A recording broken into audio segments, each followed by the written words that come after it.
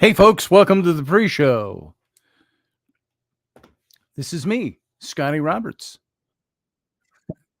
I got a little feedback. Hold on.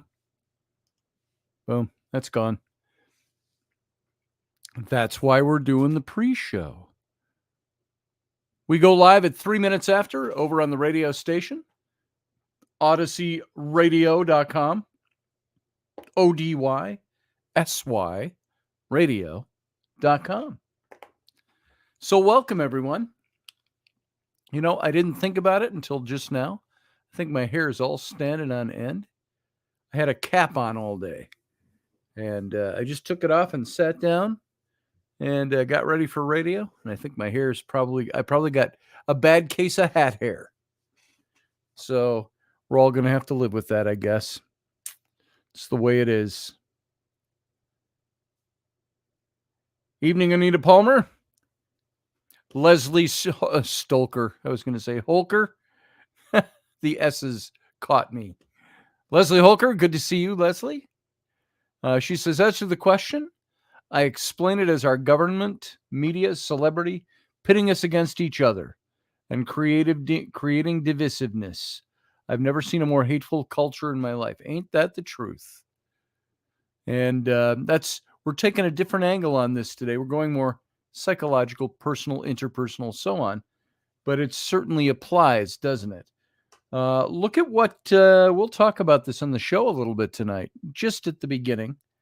Look at what Jack Smith is doing in the Trump trial in New York.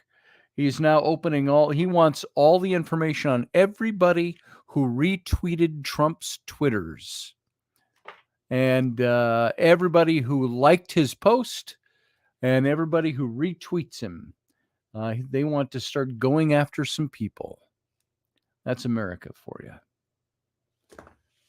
And I was going to get that up here.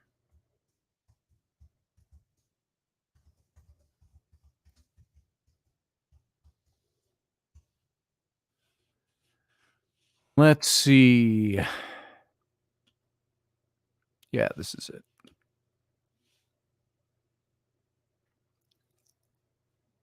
Federalist reported on it. Everybody reported on it. But you didn't hear much about it, did you? Despite there being all kinds of reports on it. Oh, hey, we got to go live. Stand by, everyone.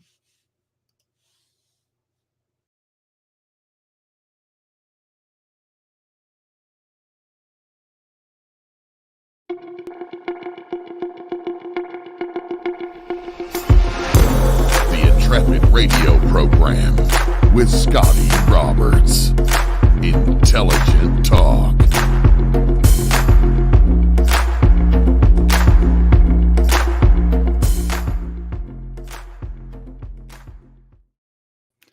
Hey, everyone. Welcome to the program. I'm Scotty Roberts, your host.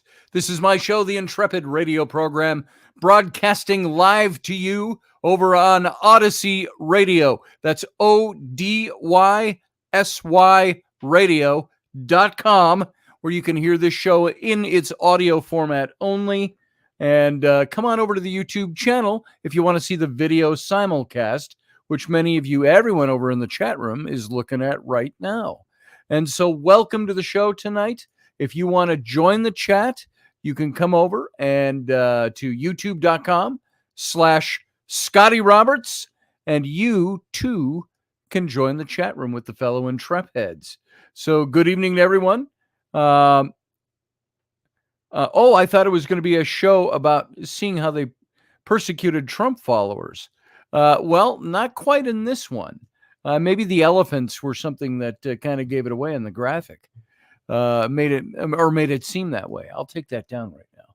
So, and that's possible.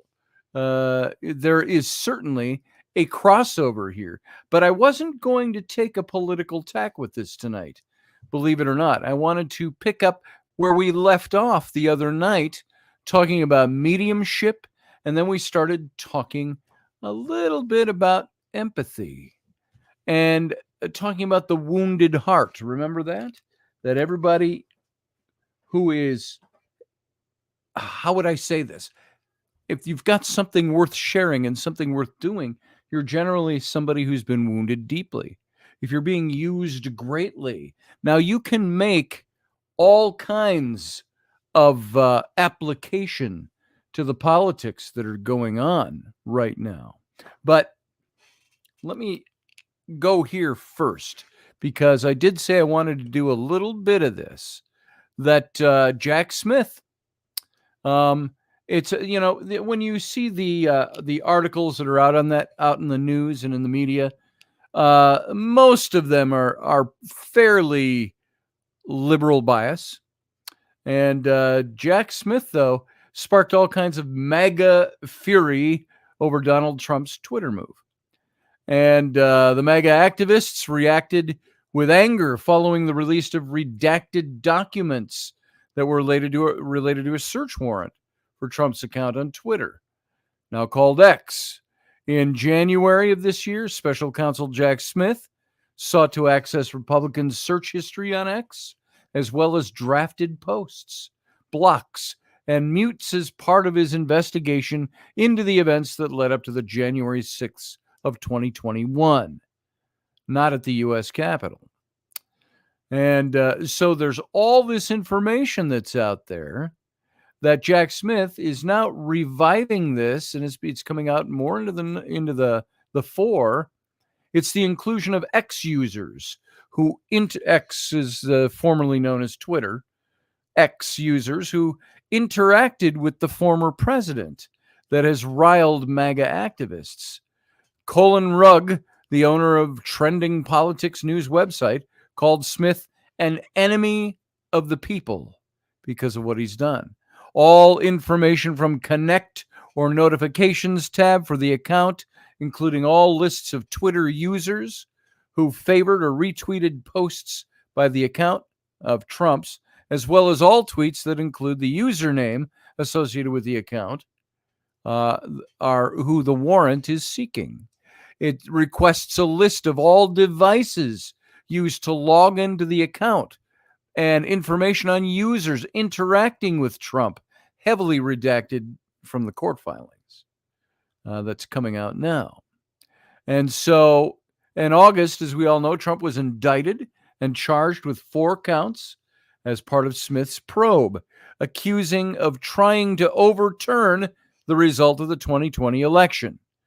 He pled not guilty to all those charges and conspiring to defraud the United States, conspiring to obstruct an official proceeding, obstructing a congressional proceeding, and conspiracy against rights.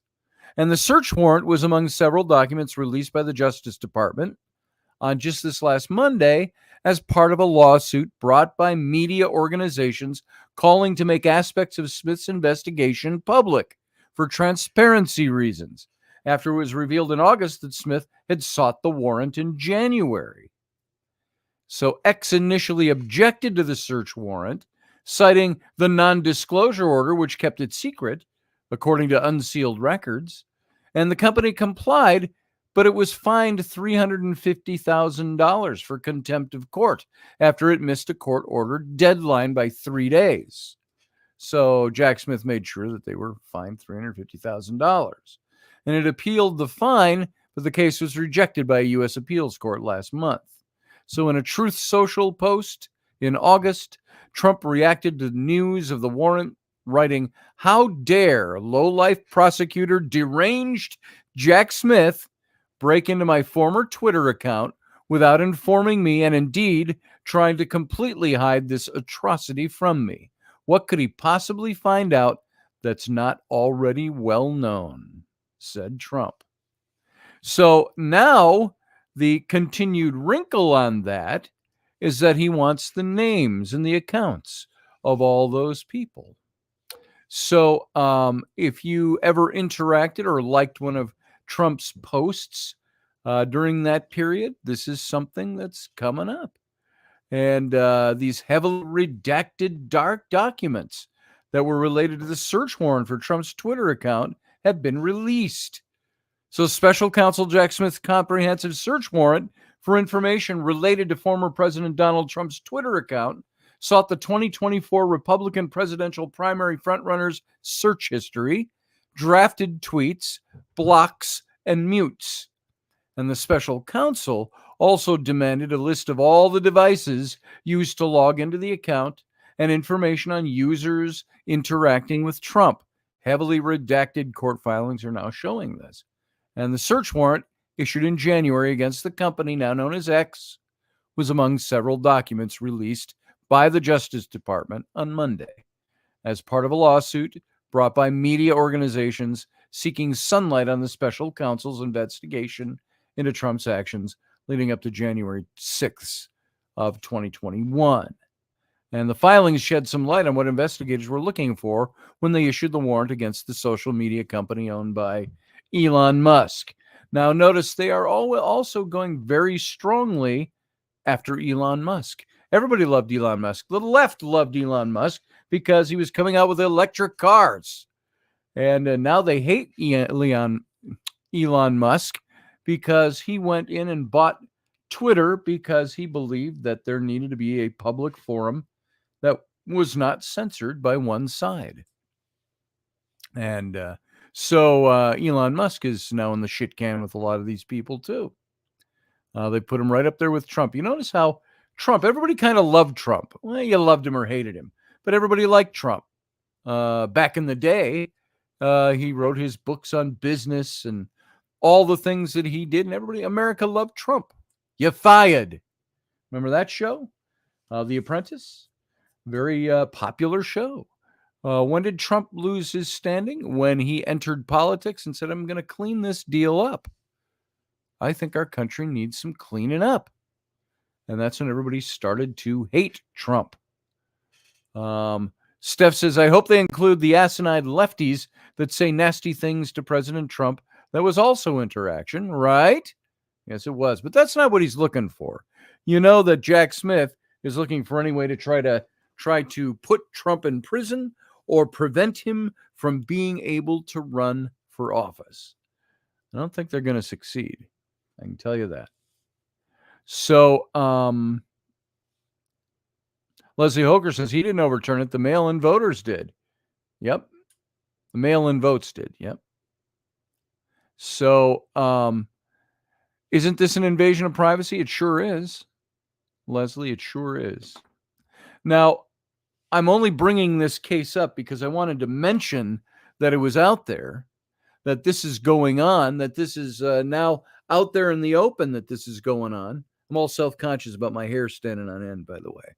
Had a cap on all day, and I didn't think to do anything about it before I started the show. So if you're watching or if you're just listening, yeah, my hair's up on end. So, yeah, they've turned on Elon Musk big time, Leslie.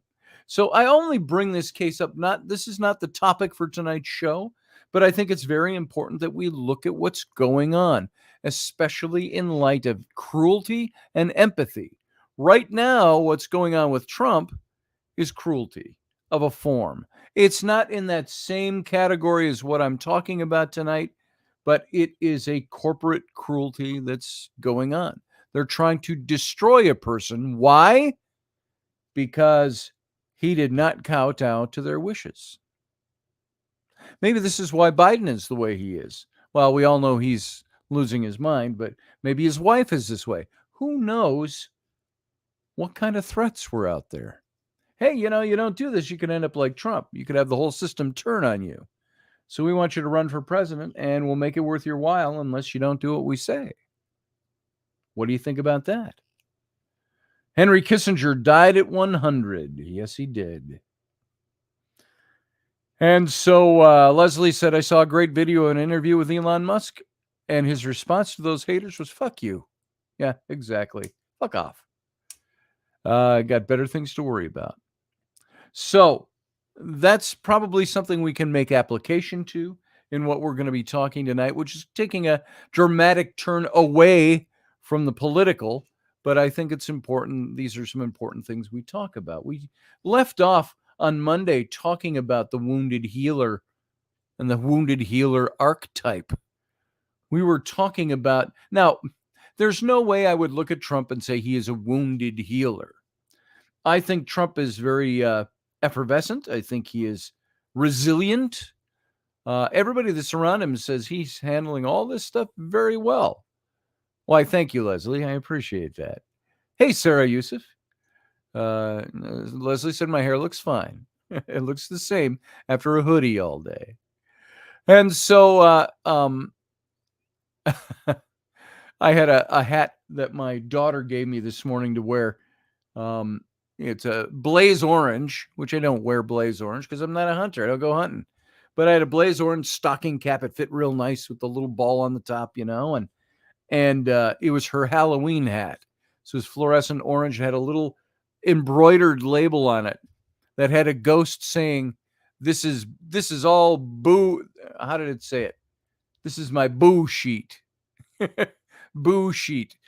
Ghost sheet. 2 eyes, whole eye hole cut in. This is my boo sheet. And my daughter thought that'd be great to have so she could wear it to school. Boo sheet. So Trump should get 2 terms to make up for the garbage they pulled throughout his first term. Ain't that the truth, Randall? It's the way I feel about it, too. Biden's incompetent, says Leslie. My mama has dementia, and she is more behind the eyes than Biden. Yeah, Biden is not doing well. And they can't just be kind to Biden, his own people, and say, we've got to let the man go. We've got to take him out of office. He needs to go sit on his porch. He's not going to know the difference anyway by the time he gets there. But they're keeping him in there. They don't like Kamala. I don't know why they allowed him to put her into place. There's a reason for it. So I'm telling you, Biden does not need to be in office. And the left should just... Aren't you tired of just watching the left continue their elder abuse of President Biden? You may not like Biden. You may not like his political agenda, or if he's even got one, his old political ideologies. He was pretty strong on some things. I liked Biden years ago, even though I would not have voted for him for president. But I think they have abused this man terribly, and the left is keeping him there. So, because in order to take him out and do right by Joe Biden, they would have to admit that they were wrong. And they can't do that, especially in an election year coming up. So let's move away from that now. I want to move away from the politics. I want to talk about this wounded healer issue that we left off with the other day. And I have other things on top of this as well that I want to get to. And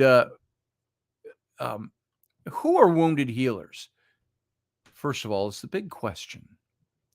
Many of us that are in the practice in life of helping others, of working with other people. I did it in ministry. We all help each other in one way or another. Even this chat room, for some people, is a place they come to help. But many of us are wounded healers. Saints were wounded healers. We talked about that the other day. Talked about psychiatrist Viktor Frankl, who was a survivor of the Nazi concentration camp and had his struggles and has consequently helped others through his creation of logotherapy. And that's a therapeutic approach to helping other people find their life purpose. And he wrote about this in his in-depth book, Man's Search for Meaning. There's shamans out there. In his book, Psychology of the Future, Stanislav Grof tells us that shamans typically undergo a journey into the underworld, the realm of the dead, where they're attacked by demons, exposed to horrendous tortures and ordeals. Some of us go through what they have termed the dark night of the soul, where there are things that happen to us and things we go through that strip us of... They strip us of the things that make us feel like we have dignity, that make us feel like we are whole, and they tear us down to the bare bones. And we either suffer and die from that, or we learn and grow from that, or we remain in the rocky bottom down in the gutters. And Groff wrote that discussing novice shamans who are healers, he said they develop deep contact with the forces of nature and with animals, both in their natural form, their archetypical form, their versions of animal spirits or power animals, and so on. And these visionary journeys tend to be healing because those who were traumatized became liberated from emotional, psychosomatic, and physical diseases. This is one reason shamans have often been called wounded healers. You know, on Sunday, if you missed Sunday's, It's Sunday, we had Patrick Stewart, I was going to say. Jason Patrick. Wow. Jason Patrick was here. And then Travis Thorpe came on. And they were talking military. And then I had a long conversation with Travis after the show. And there is a ritual that Travis has described. And he'll never come to me and say, you need to do this. But it's a ritual of stripping down. I was thinking of this when I was talking about the, getting in touch with the shamans, the power animals, spirits, and things like that. It's really stripping down. It's this emotional, psychosomatic, physical diseases that get stripped away, and it leaves you on the bare bones of getting in touch with certain things. And yeah, that was a ride. It was very good, Jason. So I enjoyed that. Lucky Stone, good to see you here tonight. And who did I just see come in? Unleashed Jeremy Hansen is here. Jeremy, good to have you. So the wounded healer archetype is a term coined by Swiss psychiatrist Carl Jung. And I like a lot of Jung's work. I liked him with his views on the tarot and his psychological views. And wounded healers are often intuitive. They're insightful. The wounded ones. By sharing their stories, they can help inspire others on their journeys. And this is kind of where I left off the other day, because I got into talking about one of my heroes of the faith, Jim Elliot, who was one of the 5 missionaries that was killed by the Auca Indians back in 1957. And the Aucas in Ecuador. And I read his journals when I was in seminary and took a lot from that. And he made this statement in his journals. I'll repeat it. I said it the other day. He wrote, God can never use a man, and he meant people. God can never use a person greatly unless he has wounded them deeply. Or more modern terminology from the 1950s, God can never use a person greatly unless he has allowed them to be wounded deeply. Because that is where we develop the core, the foundation of some of the things that we have to draw upon by sharing our stories, inspiring others. Roger Kahak, Jung, commented that Carl Jung proposed that therapists who had been wounded can provide their clients with a deeper empathy, patience, acceptance. In fact, it's how our own hurt and pain that provide us with the power to heal others works. And whether a healer or not, to be able to listen to other people's stories, we have to first be able to be self-aware and learn how to listen deeply to our own stories. You all know me. You all know this show. You know, stories come for me.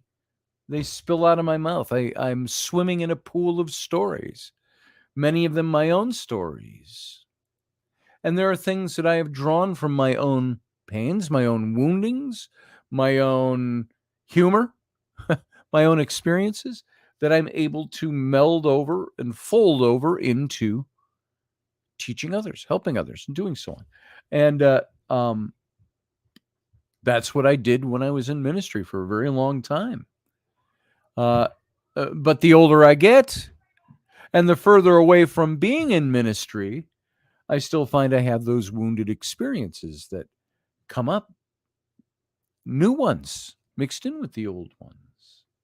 I know I used to say something that just popped into my head. You know me, when something pops into my head, I got to say it and then see if it's pertinent to what we're talking about, and then ask, why did that pop into my head? I used to say, and I'd written this down way back in the late 80s. It was after I was divorced from Suzanne, my first wife. We were married all through my seminary years and my early ministry years, and we got a divorce, and no kids or anything like that. We were married for 6 years, 82 to 88, and I remember I was going through a rough spot because of that. Remember, I was a young seminarian, a guy in ministry whose wife just wanted a divorce. And that pretty much crumbled what I thought life was supposed to be at the time. And although I did fine. And I remember it was during that period when I said, God wrestles with us through the night times of our lives, but at daybreak, he's gone. That was the wounding I was feeling at that time, especially. That I could lay awake all night and wrestle with the things of God, but at daybreak he was gone. And that was the way I felt. And Jeremy says I go through stages. I had one recently where I would have had where I would have a song and it would make me tear up. Don't know why. Yeah. Jeremy, happens to me every day, all the time. There are certain songs that'll make me tear up. I can listen to a song. There was a young woman artist who sang this, and she had a guitarist accompanying her, singing that old song, that typical song. What a wonderful world. I see trees are green and red roses too, and however it goes, And she sang that song. She has a beautiful voice. And I would tear up listening to that. And I would listen to it over and over again. Just play it while I was doing work. And I have lots of songs like that. There's one in particular. And I want to get the words to this. And I know I've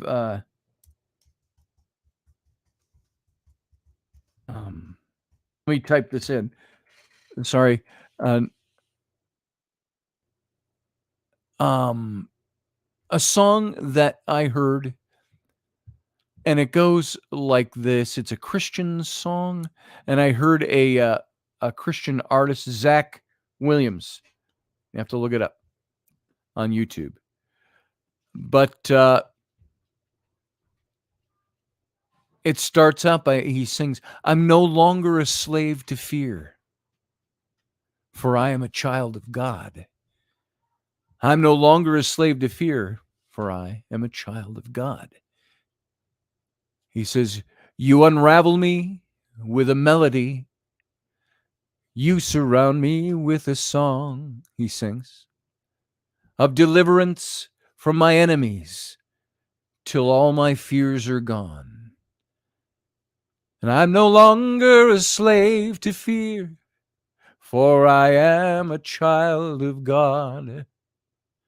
I'm no longer a slave to fear, for I am a child of God. From my mother's womb you have chosen me. Love has called my name. I've been born again into your family. Your blood flows through my veins." He sings the refrain, "I'm no longer a slave to fear." I am surrounded by the arms of the Father. That's the bridge where he sings, "I am surrounded by the arms of the Father." And I'm surrounded by the songs of deliverance. We've been liberated from our bondage. We're the sons and the daughters. Let us sing our freedom. You split the sea so I could walk right through. My fears are drowned in perfect love. You rescued me so I could stand and say, I am a child of God. And they repeat that. And then the chorus, I'm no longer a slave to fear, for I am a child of God. I'm no longer a slave to fear, for I am a child of God. Go look that up just to listen to it. There's a version that's done, it's in black and white. He was doing a concert at a prison. Zach Williams. I think it's Williams. I hope so. No Longer Slaves. Go look that song up, that version of it, and you'll see these prisoners singing along to it.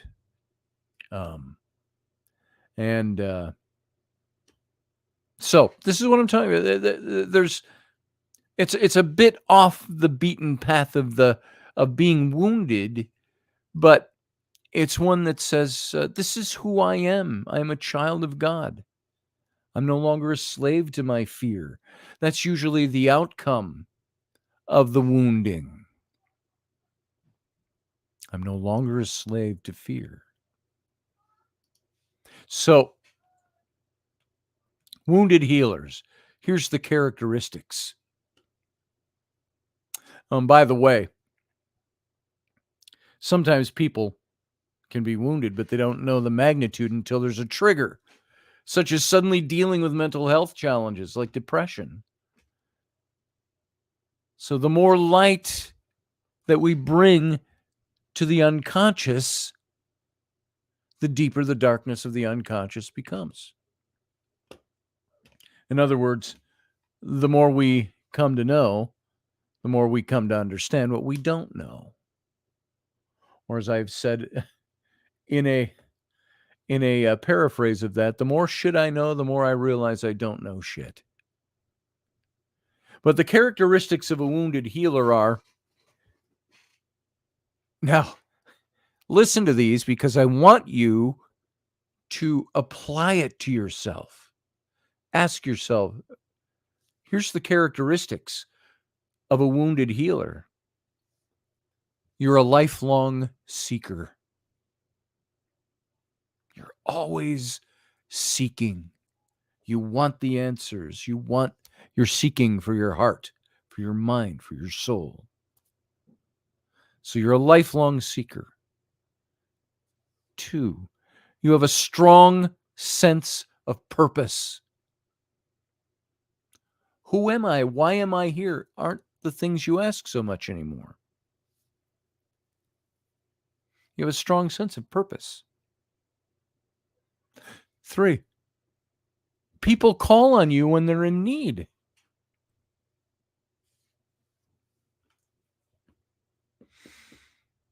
You're targeted as someone who is there to call on. 4, you've helped people since you were a child. Now, I don't know how good I was at that, but I remember I was preaching to kids before I knew what preaching was.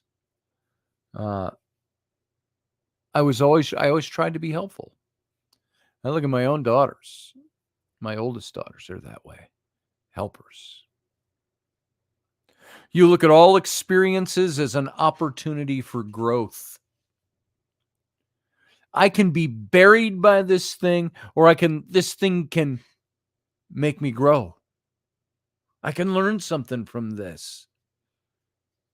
I can be something better than what I am. How many of you go through crises or experiences, any experience, and look at it as there's something I can get out of this? Now, honestly, I don't just walk around going, oh, my experience driving this car today, there's something to gain out of this experience. No, I'm not talking about every minute of the day. I'm just saying, for the most part, your experiences are the things that leave you looking for opportunities to do better or to grow. And then finally, you're able to find the calm in chaos. I get on this show sometimes and I blow steam. I tell you the things that are bothering me and so on. That's because I'm blowing steam. But I always look for the calm in the chaos as well. How am I to be the calmer? How can I be the one to calm somebody else?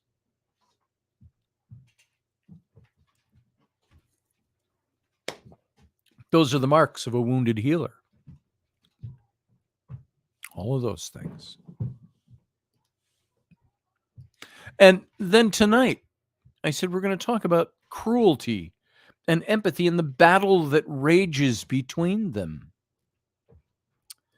And I've got some stuff on why people rush in to engage in heroic altruism. Why are people willing to risk their lives to help others in emergencies? It's kind of a shoestring off of this that I might get to or I might not. We'll see where we go with this. But I wanted us to look at the it's like the main course for tonight. There's a long battle between cruelty and empathy. And how do we explain the terrible role that cruelty plays in our lives? How many of you experience cruelty? Just talking to an old friend last night after the it wasn't after the show because we didn't do a show last night, but late last night. Some of you know her. Some of you don't. I interviewed her a very long time ago, but we're good friends. And she'd been quiet, and she's gone through some traumatic stuff in her life. And we were talking about the cruelty that she's experienced. And so to be the target of cruelty is to be trapped in a world where innocence is betrayed. Your innocence is betrayed by cruelty. Aggression in humans is multifactorial. It's an adaptive survival mechanism with social and biological roots. And disruption in our wiring for empathy is not the primary cause of cruelty. So, first, what's cruelty? How would you describe cruelty? Go ahead and type some of that in the chat room. Leslie says, I've been all of this my life, but my last crisis has me questioning my purpose or need to even be here. I know. Sometimes it takes us to the bottom. Why am I even fucking here? Is what we go through. Now, I'm a pretty lucky man. You could say fortunate. You could say blessed, however you want to put it, that I didn't die almost 7 years ago with my heart problem. I had surgery. Doc said, like, you hear so many stories. If you'd have waited another day, you probably wouldn't be here anymore. Things like that. So I've had things happen. And it changed my physical life. It changed my mental approach to things. And I want to say it didn't really make me think too much of death. It made me think more of life and how life isn't working. Physical isn't working as well as it used to. And 2-3 years ago, I was at a rock bottom. I tried to not let that show to people, but I would stand and maybe some of you go, what a big crybaby. Because I would sit out and I'd have a smoke and a cup of coffee, and I could just break into tears because I'm thinking, this is it. I got nothing left. I've got 6 kids. I got a wife. You'd think those are good enough to live for. They are. But then there are other things that made you say, I've got nothing. I have no physical stamina, no energy. I can't do anything. This is where I was 2-3 years ago. And I said, I have nothing left to give and nothing left to live for. And I thought, I'm done. So, Leslie, I understand that. So, thanks, Sean Stroig. I didn't do a lot of singing there, but so one of my favorite songs. But what is cruelty? To be the target of cruelty, whether by something as benign as a troll on social media trying to intimidate you, or by a friend or a family member who strikes out in anger or is a victim of political violence is to be trapped in a world where innocence is betrayed. Cruelty betrays innocence. I think some of what has come out of the being wounded in the past is I will never show that soft side of being wounded again. Somebody wants to come on, even if it offends me, I don't show it. I'm like, I choose to not be offended by that. Even though maybe deep down inside I go, that kind of got to me. But I'm not going to give them the satisfaction of knowing that. So that's how I've overcome their cruelty. Maybe minor cruelty in some respects. Social media, who cares? But, it starts there, that kind of stuff. And in a world that's reeling from violence and violent confrontations every day, and the horrific behaviors that they precipitate, it seems not only wise but also necessary to take a deep dive into the nature of cruelty. Acts of cruelty have been rationalized for the sake of family, for tribe, for religion, for country, and empire since the beginning of humankind. Gruesome depictions of child abandonment, mutilation, starvation, and even murder fill our early folk and fairy tales. Like the little tales we tell our kids have been watered down over the years. You look back into some of the origins of some of those. It's crazy. We did a show on that once. Ancient legends and Bible stories of pillage and revenge remind us of the brutality that's latent in our species. I had always thought that the God that ordered his people to wipe out entire towns and villages and people, every man, woman, every child, every dog, every cat, every goat, every sheep, to leave nothing alive. That sounded like man to me. It didn't sound like the act of a holy God, a loving God. So aggression in humans is multifactorial. It's an adaptive survival. It's a mechanism with social and biological roots. And so a favored definition of cruelty was put forth by psychologist Victor Neal in 2006 in his article, Brain and Behavioral Sciences.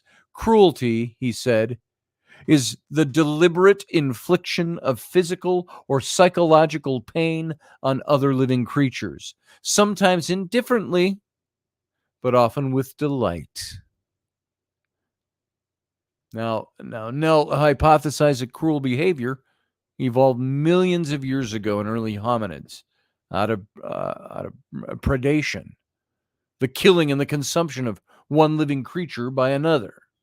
Modern examples of cruelty are products of adaptations from our ancestors. They've helped us establish social control as urban dwellers. Look at the attacks by Hamas in Israel on October 7th, killing 200 plus people in their beds at night on a hippie farming community, beheading their children, disemboweling babies that were in vitro, and killing them. In Nell's view, the public spectacles of cruel punishments acted as deterrents to criminal behavior when we would watch criminals be hung or beheaded. Cruelty, Nell maintains, exists only in humans and not non-human creatures. A cat playing with a live mouse cannot be said to be enjoying the suffering of that mouse. As far as we know, cats can't imagine the consciousness of another creature, whereas some studies suggest the suffering of others pleasurably and sexually arouses humans engaged in torture of other humans. Cruelty can have a psychologically rewarding effect on people, believe it or not. Being cruel. Hey, Barbie D. Nice to have you. Glad you're here. Elderberry, good to see you. So, how does empathy or the lack of empathy impact the capacity for cruelty? What do you think? Empathy is the ability to feel what another is feeling. Do persons who commit acts of cruelty derive their enjoyment from their empathy with their victims, or do they have damaged brain circuitry that limits or nullifies their capacity for empathy? If one definition of cruelty includes the positive or pleasurable feedback the perpetrator receives from harming another or in watching another harmed, then that person clearly can feel what the recipient is feeling if they derive some kind of pleasure from that. That person doesn't have to be damaged, have a damaged capacity for empathy, just a warped response to what they feel. And contrary to popular belief, disruption in our wiring for empathy isn't the primary cause of cruelty, believe it or not. Empathy, we often forget, is not necessarily bonded to compassion. It's defined by emotion. Researchers, by emotion researchers, it's defined by emotion researchers as the feeling that arises in witnessing another's suffering, and that motivates a subsequent desire to help. That's what empathy is. I'm going to repeat that. It's the feeling that arises in witnessing another's suffering, and that motivates a subsequent desire to help. Neuroimaging suggests that individuals who consistently exhibit violent aggressive behavior, including children who harm animals, show decreased activity in the prefrontal cortex area of the brain, responsible for executive functions like impulse control, things like that. Those who display reactive emotional and physical violence, someone hits you, you hit back, have a different neurological profile in brain scans than the small substrata of individuals with psychopathic personality, characterized by callous, unemotional traits. So psychopaths do have damaged empathy circuits, but account for only a fraction of the cruelty on the world stage. So is cruelty a learned behavior? Is it taught by a culture and reinforced by its societal norms? When most of us commit acts of cruelty under dire, life-threatening circumstances, cruelty erupts when individuals or societies are unable to contain their anger, their frustration, and desperation. Feelings are contagious, and mass hysteria metabolizes ordinary citizens into frenzied action. Research psychologist Jeff Greenberg from the University of Arizona developed the terror management theory, TMT it's called, to explain this phenomenon. TMT posits that hominids become aware of their own mortality. They adopted a worldview in the form of a religion or a communal morality. And when this worldview is threatened by another group, that's when cruelty and violence emerge. We are all too familiar with the process of dehumanization, the assignment of non-human status to other humans. I used to talk about dehumanizing all the time, especially in politics. What do the people attempting to destroy Donald Trump do? They have to dehumanize him first for people. And we saw a lot of that. The dehumanization. He's a demon. He's a Nazi. He's a this. He's that. I've had it thrown at me. So in his book, Less Than Human, Why We Demean, Enslave, and Exterminate Others, the philosopher David Livingstone Smith writes that acts of genocide can occur when the despised group is considered less than human. What did Hitler have to do to the Jews? He had to dehumanize them to get the people to go along with him. And it was mighty thin. I mean, he accomplished what he was out to do, but very few were so brainwashed that they didn't have some feeling beneath, knowing that they weren't doing the right thing.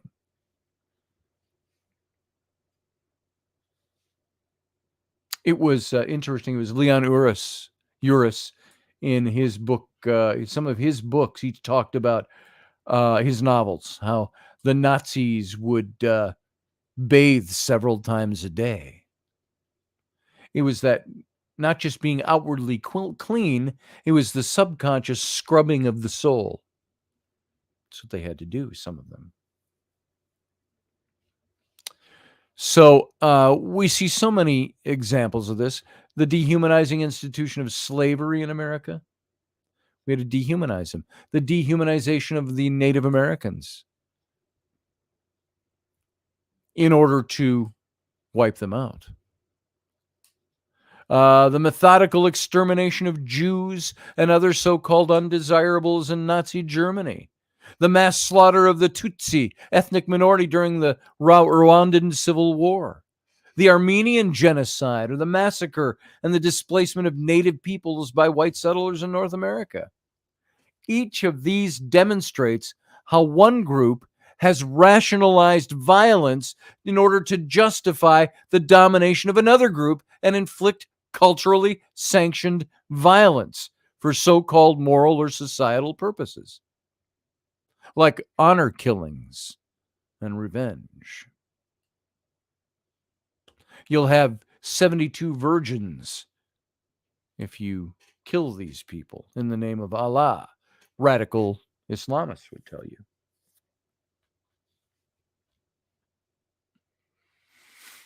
Maybe not in so many words, but it's there. We know it. The labeling of marginalized and ostracized groups further disassociates them from the eyes of the dominant culture. Call a group of people bloodsuckers, vampires, and parasites, as Hitler labeled the Jews in Mein Kampf, and somehow ordinary citizens are able to accede to their mass extermination. Leslie Holker says in the chat room, people need to take a good long look at those speaking words to dehumanize someone else, especially today when that same bunch screams at us to accept everything. Right? Hi to my son, Sam, over in the chat room. Good to see you. Or the Crusades, Sam. Exactly. I had that go through my mind. You think just like me. I was just going to say that before I saw Leslie's comment. Precisely. So, are we as a species doomed to relive and recycle the violence and hurts of the past? Can't we enlist the vast powers of our imaginations, perhaps our corporate imaginations, to envision a new world? Does that sound too utopian? If you want a better world, said sociologist Gareth Higgins, tell a better story. If you want a better world, tell a better story. Can we learn to balance our biologically determined aggressive instincts with our capacity to love and to care for each other and the earth? Is that worth encouraging? Is it something we should be doing? And this is where I wanted to segue a bit into, but we've only got a couple of minutes left on the radio side of things. Why people rush to engage in heroic altruism? Why are people willing to risk their lives to help other people? What is the empathic factor there that they have seemed to have achieved, sometimes without knowing they've achieved it, and it hits them the spur of the moment? Iowa X, I haven't seen you forever, brother. Good to see you. He says, Schnefraud is pleasure from others' misfortune. Cruelty is the intentional infliction of suffering. Cruelty appears to be mindless, like a child throwing rocks at a dog. Evil is the combination of them. Damn straight. Iowa X, good to see you. It's been a long time. I miss your input. So in terrorist attacks, in the last 2.5 minutes we have with the radio audience before we go to the captain's cabin, in terrorist attacks, there are almost always reports of heroic altruism despite the acute danger. Think of the people on, was it Flight 93? Is that what it was? 93? That took out on 9/11. They took out the hijackers and nosedived that plane into a field in Pennsylvania. That's heroic altruism. Standard scientific theories struggle to account for such selfless and heroic acts. Impulsive altruism in high-stakes situations suggests that altruism is natural to human beings. Many times that kind of altruism doesn't hit when you're in the day-to-day life. You don't think about it ahead of time. You don't plan to do it. It hits and you say, this is what I have to do. Leslie Holker, good night, Leslie. She says, I'm going to try to get at least a few hours of sleep. Love and blessings to you, Rainey, and the family. Thank you, Leslie. And so altruism, heroic altruism, I've got a big thing on this here that I wanted to talk about. We have no time to get into it tonight, but that's what it is. The things that we do in the spur of the moment, the danger of death, acts of heroic altruism are almost always a feature of crisis and emergency situations.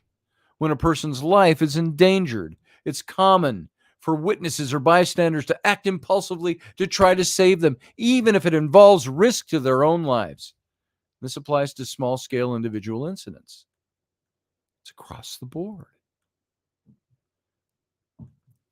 I was going to get into explaining extreme altruism for tonight, and we're out of time with the radio audience. But the brutality of terrorism arises from disconnection, the ideological abstraction that divorces adherence to the reality and the value of other human beings. And in contrast, heroic altruism arises from this fundamental connection between human beings, which enables empathy and triggers an impulse to save the lives of other people. And on that note, radio audience, we got a boogie. So thank you for being here. Join us in the captain's cabin. And here we go. We're on the way out. Live long and prosper, radio audience. Everybody else, sit tight. Join us every weeknight at 9 p.m. Central Standard Time, 10 p.m. Eastern. The Intrepid radio program, a Scotty Roberts Productions broadcast.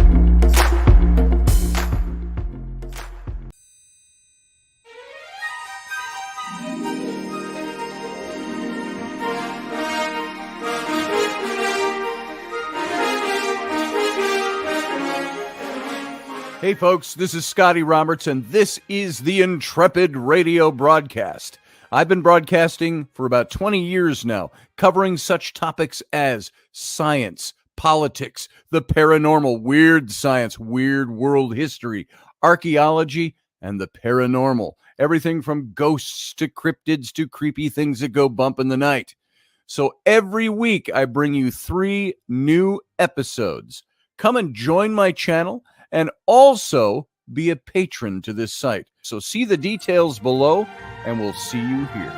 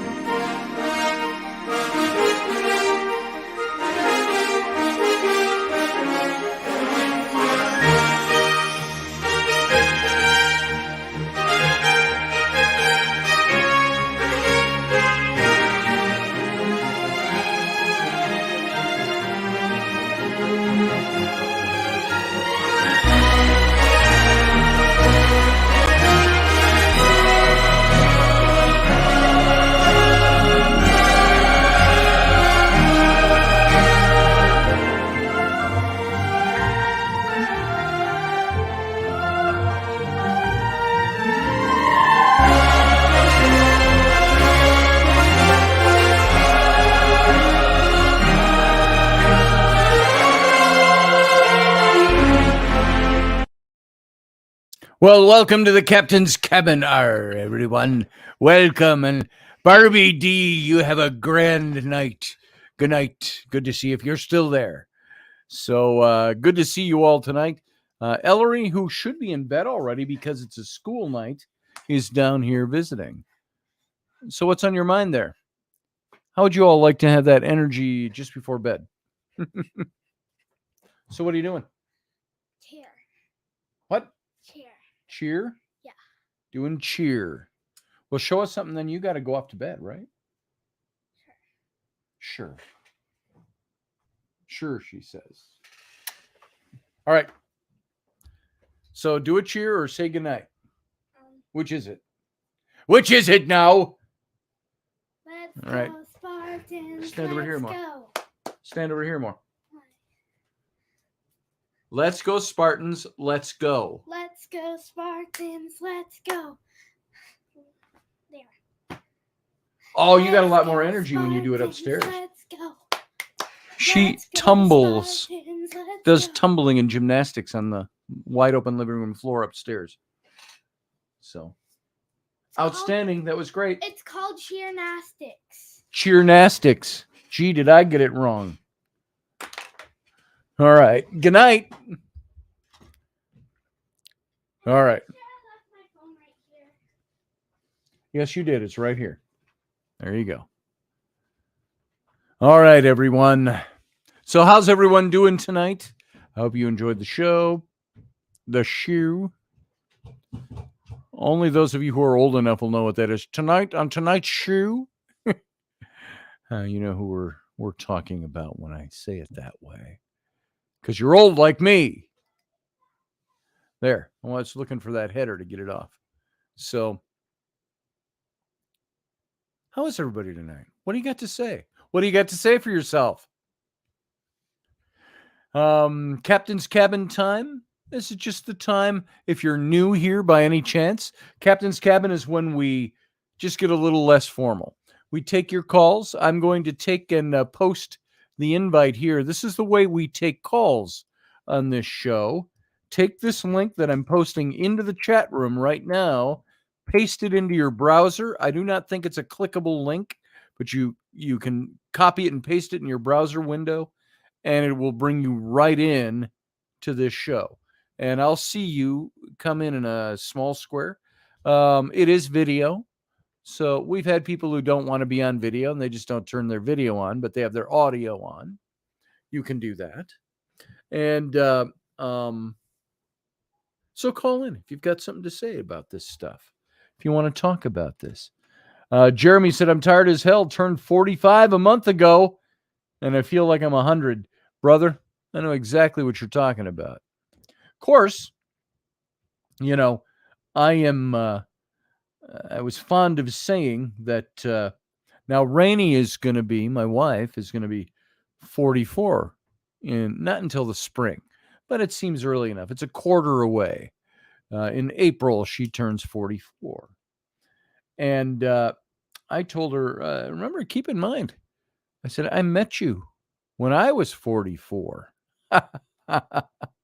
So I said, if you're feeling tired now, I said, I was feeling pretty good when I was 44 to have a 24-year-old and keep her. So there you go. Claudette is freezing up there. Where are you at again, Claudette? So yeah, I know what you're talking about, Unleashed Jeremy Hansen. Rainey's tired, but she's had 3 kids. She's been a mom of 3 kids. I was a single dad of 3 kids when I met her. One of them is hanging on the line here. My son, Sam, is hanging in the wings. We're going to bring him in a minute. And so I know what you mean, Jeremy. You just can't, the body just does not react the way it used to. And I'm the same way, brother. I'm 63. And there are some days, yesterday, I was like, oh my God, can I stay awake today? It was just one of those days. And so, and Rainey's got those days, but Rainey's busy all the time, always moving, always doing something, always getting work done. and move. And then she burns out for a day. And so, you're Ontario. That's right. 90 miles north of Toronto, says Claudette. So you're up there. Isn't that like where the Hudson Bay is, somewhere up there? So I know it's that big body of water that's north in Canada there. So, don't you know? And I know that's not all of Canada that says but it's just fun saying it. I'm an old Bob and Doug McKenzie fan. Cuckoo. Talking about the Great White North, Great White North. All right. Before I get in trouble, I'm going to bring Sam in. He's out here in the wings. Son, how you doing? I'm good. Outstanding. The Great Midwest. The Great Midwest. The Great White North, as they said, Bob and Doug McKenzie. What's 420 in dog years? 90 miles. Oh, what? The 44? 44 is 420 in dog years? Am I looking at the right thing? Or 43? Whatever it is. Iowa X says. Claudette says, I'm on Georgian Bay, a town called Collingwood. Nice. Collingwood. Colling. On Georgian Bay. I have to look that one up. Not big old Hudson Bay. I'm 60X. curious how they came up with all the town names throughout the Some guy named George came up with that one. Or I'm sorry, Collingwood. It had to be somebody with that last name. So, what was the one we were looking at the other day? We were talking about one the other day. There was a town I went through recently. It was Now Then. Nowthen. Nowthen. Now Then. And you think, what person? Now somebody might go, that's highly imaginative. Somebody else would go, that's like your dad going, well, now then, let's just call this. Well, now then, we have a town. It's like, come on, Dad. That's like naming your son John when your last name is Johnson.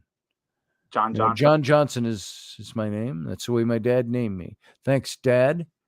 It was either a big joke he was playing, or he thought it sounded really cool. John Johnson.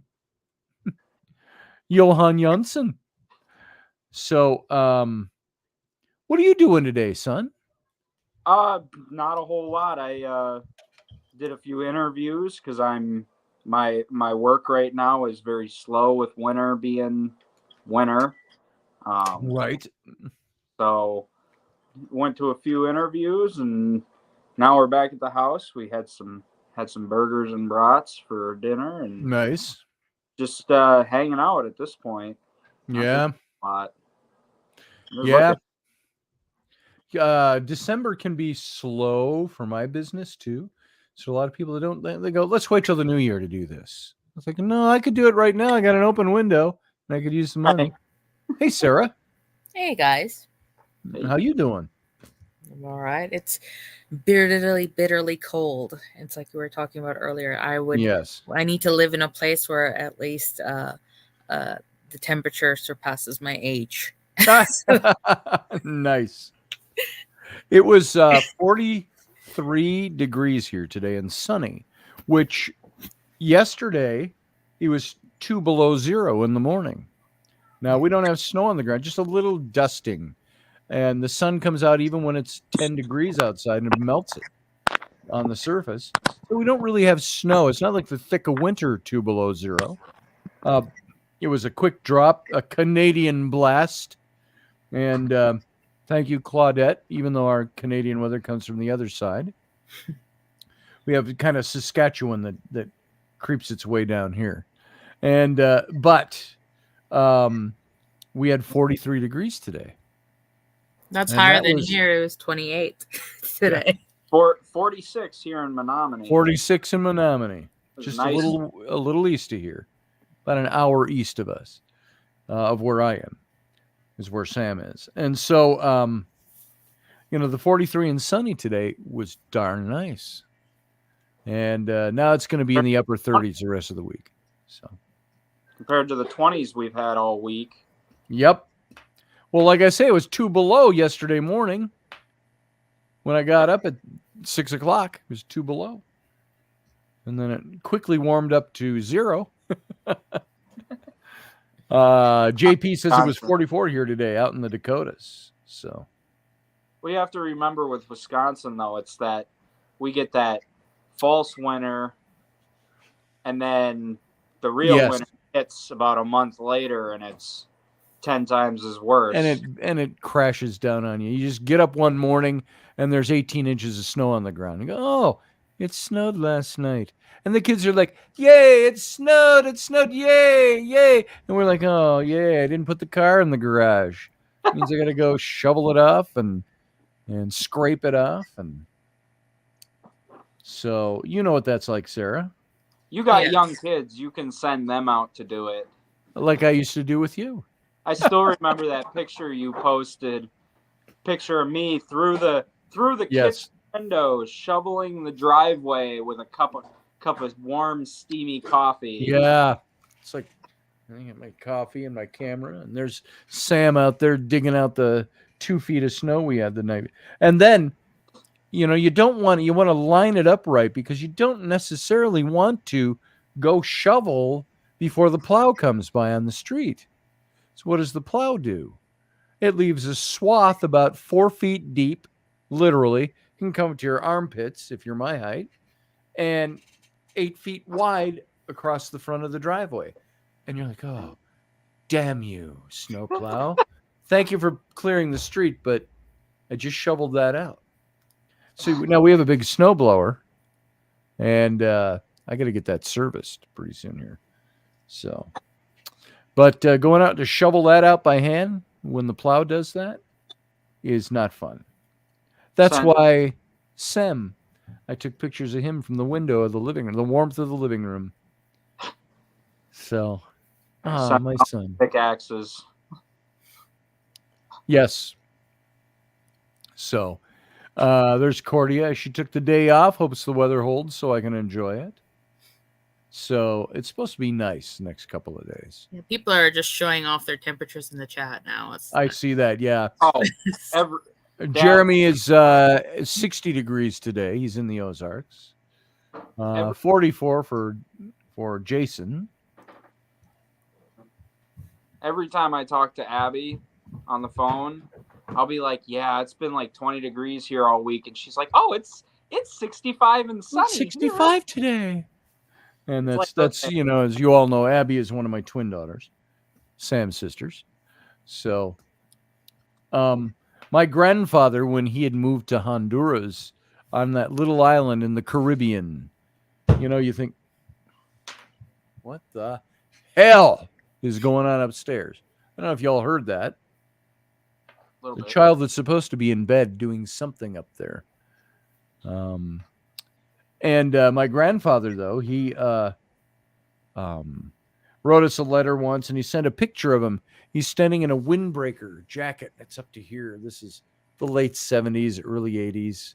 And it's a gray sky, steely gray sky. The ocean, which is normally this turquoise blue, and the white sand, it looked gray, slate gray. And he says, it's freezing here today. It went down to 65 degrees last night. And this, of course, he sent us in the middle of winter. And he was from up here, too, so he knew what winter was like up here. A totally different perspective when you live in equatorial waters. Oh, here we got Jason is getting ready to be plugged in here. I'll bring you in when you give me the thumbs up, Jason. Oh, there it is. He's already ready. Hey, boom. There he is. Already ready already. How you doing, brother? Doing all right, man. All this talk about the temperatures and weather and locations, and it's like, right. Well, I'm in North Dakota, so how can I not get in on this? Right. North Dakota, Plains State. I don't know how the Indians lived on the Plains State, I got to tell you. Well, I tell you, okay, so where I'm at, yeah, it's pretty flat. But you start moving further west, and I really shouldn't be saying that's east, west. So start moving further west, and going south, you start to pick up, more terrain and things like Yeah. that. You get out towards like Medora, and you start getting more, more terrain features, Sure. and whatnot. But yeah, out here, like I've said before, you can watch your dog run away until next Tuesday. Yeah. Yeah. Still see him. Yep, there he is. Still see him out there. What? Yeah. That's flat earthers live in North Dakota. Right. So. Apparently, I'm actually for December. Coming into the beginning of December, I'm feeling really robbed because, being prior military, I've got friends kind of scattered to all points of the compass. Sure. And I still follow. I have friends on social media, and they're like, in warmer places that I've lived, where they're like, "Oh, it's so cold," and I always pop onto their posts, and in asterisks put in Lapsing North Dakotans, and because they're griping about how cold it is. Sure. And it's negative temperatures outside type of stuff, and I'm like, I haven't been able to throw that out at anybody I know. I'm feeling robbed of being able to deliver that annual dad joke. For as civilized a country as we live in, and I say we're not like Antarctica or anything like that. Right around here, Minneapolis, Minnesota, Twin Cities, we've had winters where we'll have weeks where it drops into 70 below zero with the wind chill. Yep. And that comes from the Dakotas. And you're like, what the hell? Sorry. Why am I here? Why did my forebears plan on settling here? What the hell was it that was attractive about 70 below in the winter? Well, and that's one of those things. You start looking at stuff like that, and I know Flag's getting sleepy. I know here. So Grand Forks was basically started, as long as I'm remembering the stories correctly, and they were told to me correctly. Grand Forks started as a fur traders camp, kind of almost like a rendezvous. Yeah. Out on the Red River of the North, as we call it, out on the frozen river. Yes. They set up, shanties and things like that, and they did fur trading and they did whatever, and then they beat feet afterwards. But it recurred, as a recurring thing, and then like people just stayed, and then people are like, well, we'll build some stuff over here on the banks, and then next thing you got Grand Forks, on the North Dakota side, and you got East Grand Forks on the Minnesota side, and so it's like fur trappers and people looking for something. That's right. Needed a place to stop. Yeah, I think we'll stop. Yeah. Here's as good as any. All right, this works. Oh, we're on ice. Okay. Well, let's move it. Let's move it to the banks. Yes. So it's always interesting though how that stuff happens. And I know. I ask myself that same question. At least once or twice a year. Since I moved up here in 2017, and it's one of those things where it's like, what compels a people to set up in incredibly austere environments? I wish I knew. Summers are great. I mean, and frankly, you've really only got about a month of the year where it's really that frigid, godforsaken Antarctic wasteland. Yeah, that January into February time frame, and then it kind of starts easing up. So right, and it's okay. We put up with it because I put up with it because I love the summers here are just as hot as they are cold.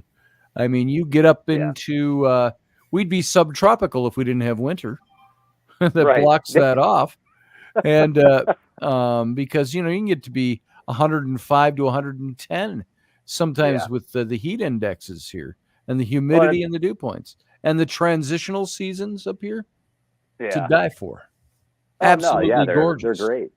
I gotta laugh stuff. The getting up here and then talking to my friends elsewhere and even family at times about things, and it's like, oh shoot, what's going on? Well, it's warm enough to snow. Yes. Like people don't understand the warming fact that, up the snow. It's There warm is. enough to actually snow because the air gets so dense when it gets so cold that it won't hold moisture. So you can't have anything fall out of suspension as precipitation. And, mechanically, chemically, speaking, I understand that whole process. But then to actually experience it, Yeah. you're like, Jeremy Henson says, I remember when I used to say winter was a winter wonderland. Then I realized it was just hell. Without the It's bug. just hell. Not even just hell. It's the ninth circle. Dante's ninth circle. The ninth circle of hell. Yes. Well, you start complaining about different things than other places do, and then I'm not talking like necessarily temperature. It's like, oh man, maybe we'll have a more mild winter, and people are like, no, we don't want a mild winter. Do you know how bad the mosquitoes are going to be? Oh yeah, yeah. I always liked. There were some years where we had really cold winter, and then we had the warm snap that lasted a week, and it would jump up into the 60s and the 70s, and sometimes even the 80s for a day, and then 2 days later, you had 18 degrees. Right. And a blizzard come in the spring. And the only upside to all of that was that you knew it was spring, so it's going to melt in a few days. And it took out all the early mosquito eggs. Yeah. But then, of course, some naturalist would come along and tell you, well, the birds won't have anything to eat, so the birds are all going to die. I'm like, shut up. Go ahead and spoil my mosquito dream there. But by the way, Jeremy Henson said Teddy Roosevelt said North Dakota was his home. It reminded me of this. This is a shirt, and I just worked on this the other day. I had to rework it for my Etsy page. This is a shirt I designed for our T-shirts over at Son of a Patriot. Etsy.com/shop/Son of a Patriot. So he said, Teddy Roosevelt said, here is your country. Cherish these natural wonders. Cherish these resources. Cherish the history and the romance as a sacred heritage for your children and your children's children. Do not let selfish men or greedy interests skin your country of its beauty, its riches, or its romance. Yeah. Teddy Roosevelt said that. So are you gonna have another one that has Teddy Roosevelt on it, and it's the man in the ring? Yes, I've got one. It doesn't have Teddy Roosevelt on it. I had a different image on it, and it dropped off on my Etsy. I've got to put it back up. It runs out after a certain time, and I noticed that a bunch of my stuff was gone the other day. So yeah, I love that one, the man in the ring. I do too. That's a great one. Not the critic who counts. I had a guy in my old neighborhood that hired me a couple of years ago to do a painting for him. And he didn't know what he wanted at first. And I said, well, what do you like? And he says, well, how about that Teddy Roosevelt quote, the man in the arena, something with a gladiator. And I said, yeah, I can do that. The man in the arena. And see, hold on. I think I may have that sitting right here somewhere on the tip of my junk here. I got to remember what it was called. What have I got? Man in the arena. There he is. Oh, that's just the tech. No, there it is. That's the one. Let me open this up. This is the painting I did for him.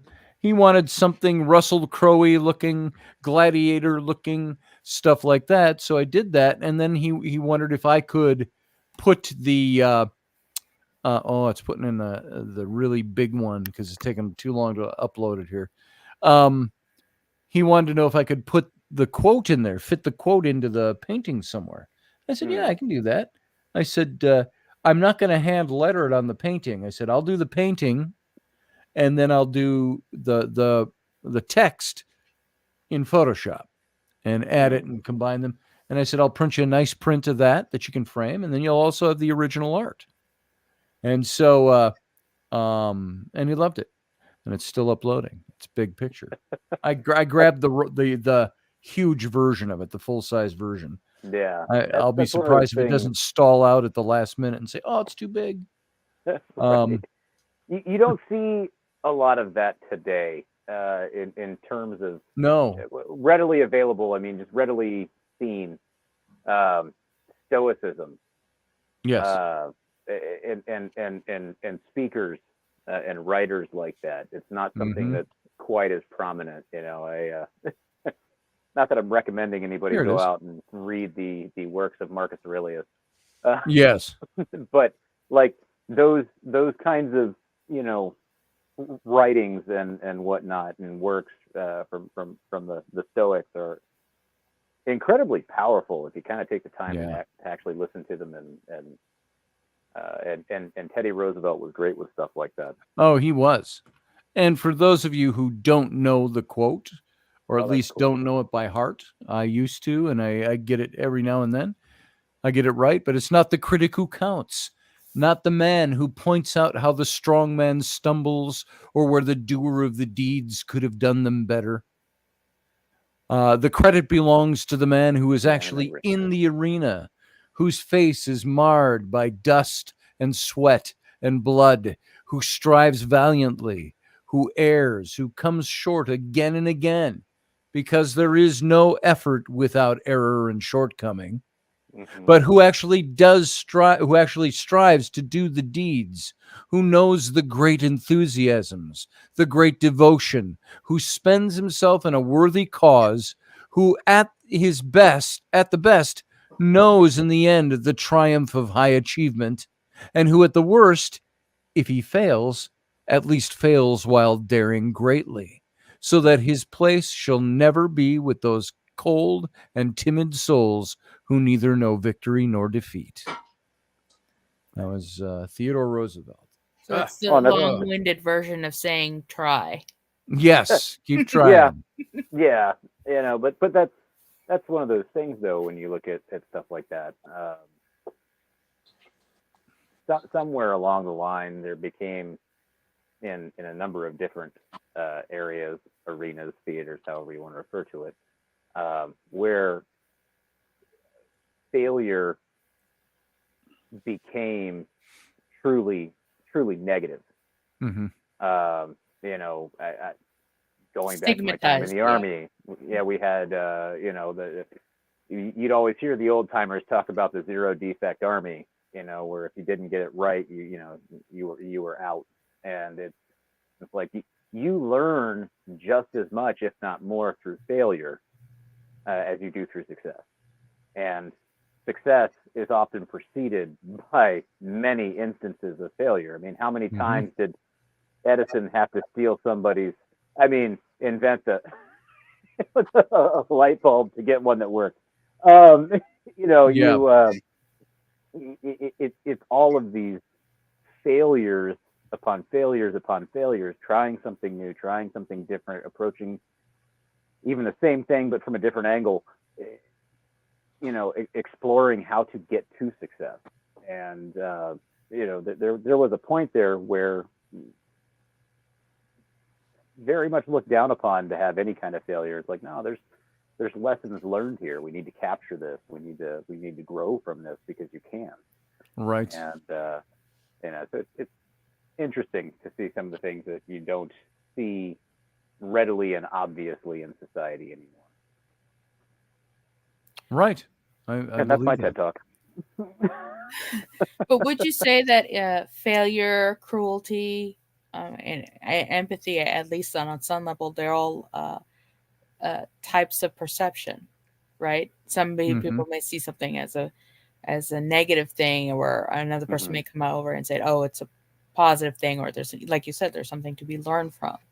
It's a learning experience. And that, well, and you have to have empathy. You know, you have to have experience. You know, to be able to, you know, to empathize with people, sympathize with people, you have to have experience of those situations or hardship. Sure. It's that ability to connect. Yeah. Right. Jeremy just said here, I've been washing over 22 years. The first 10 were a total failure. The last 12 have been good to me. Failure and pain have taught me everything. He does the industrial cleaning. Sam, you'd probably know some of what he does. Okay. And Gotcha. I don't know what you call it, Jeremy, the blasting concrete and like the pressure washing or pressure washing, I do believe. I'm sorry, it sounds so much like work that I couldn't wrap my head around it. But so yeah, Jeremy, somebody could tell you what it's like. Why? Because he's been there. Yeah. So part of living is suffering. Go ahead. Industrial power washing, Jeremy said. There's Hey, you guys carry on for a second. I'll be right back, and I'll bet you can't guess what I'm doing. I'll be right back. Warming up his cup of coffee, getting something to drink, using the latrine. Like I could come up with all kinds of guesses. No, he's gone. He can't hear me. Nope. But there's an old Japanese saying of, you fall down 7, rise up 8. You keep going. You keep getting up, and you keep trying, you keep learning, and you gain that experience that makes you able to get up at 8 great times. Quote from a Sylvester Stallone movie, one of the Rocky movies. I'm not sure which one it is. He's talking and he says, life ain't about how hard you can hit. It's about how hard you can get it and keep going. Yep, exactly. And there's a million and one cliches that say the same kind of thing, but it doesn't make it any less valuable, I mean, and correct, in terms of, the kind of statement that it is. You always got to get back up. You see so many people today that, they get hit hard by something and they don't want to get back up. And, it's not in the falling down in which you're defined. It's in the getting back up, and it's easy to lose sight of that when you are in the thick of it. It's very easy to lose sight of that. Being part of the younger generation, I can say I feel like I've got a lot of friends that are even a few years younger than me. I can see them. It seems like they're stuck in the same cycle. Right. They're trying something but failing, but then they're trying the same thing over. And growing up with my mother, I got told a lot. The definition of insanity. Yep. It's doing the same thing over and over again, expecting a different result. Exactly. And I more so for the younger generation, some of the people I know, that's a big part of it too. It's not the fact that they're not willing to get back up. It's the fact that they think they have no other way to go. So they try the same thing again. The lack of adaptability. So there's that, or the lack of the ability to see where their own shortcomings or failings are. They don't see that they have done anything wrong, or have not, or have failed at something. That there was an outside force, or there was another person, or there was another entity of some sort that is responsible for it. And while in, certainly many cases that there are things that are out of your control, that you can't change, and it's going to stop you from doing whatever you're doing to move forward. But there's also a certain amount of here? We're still here. What did you think we were going to leave? What?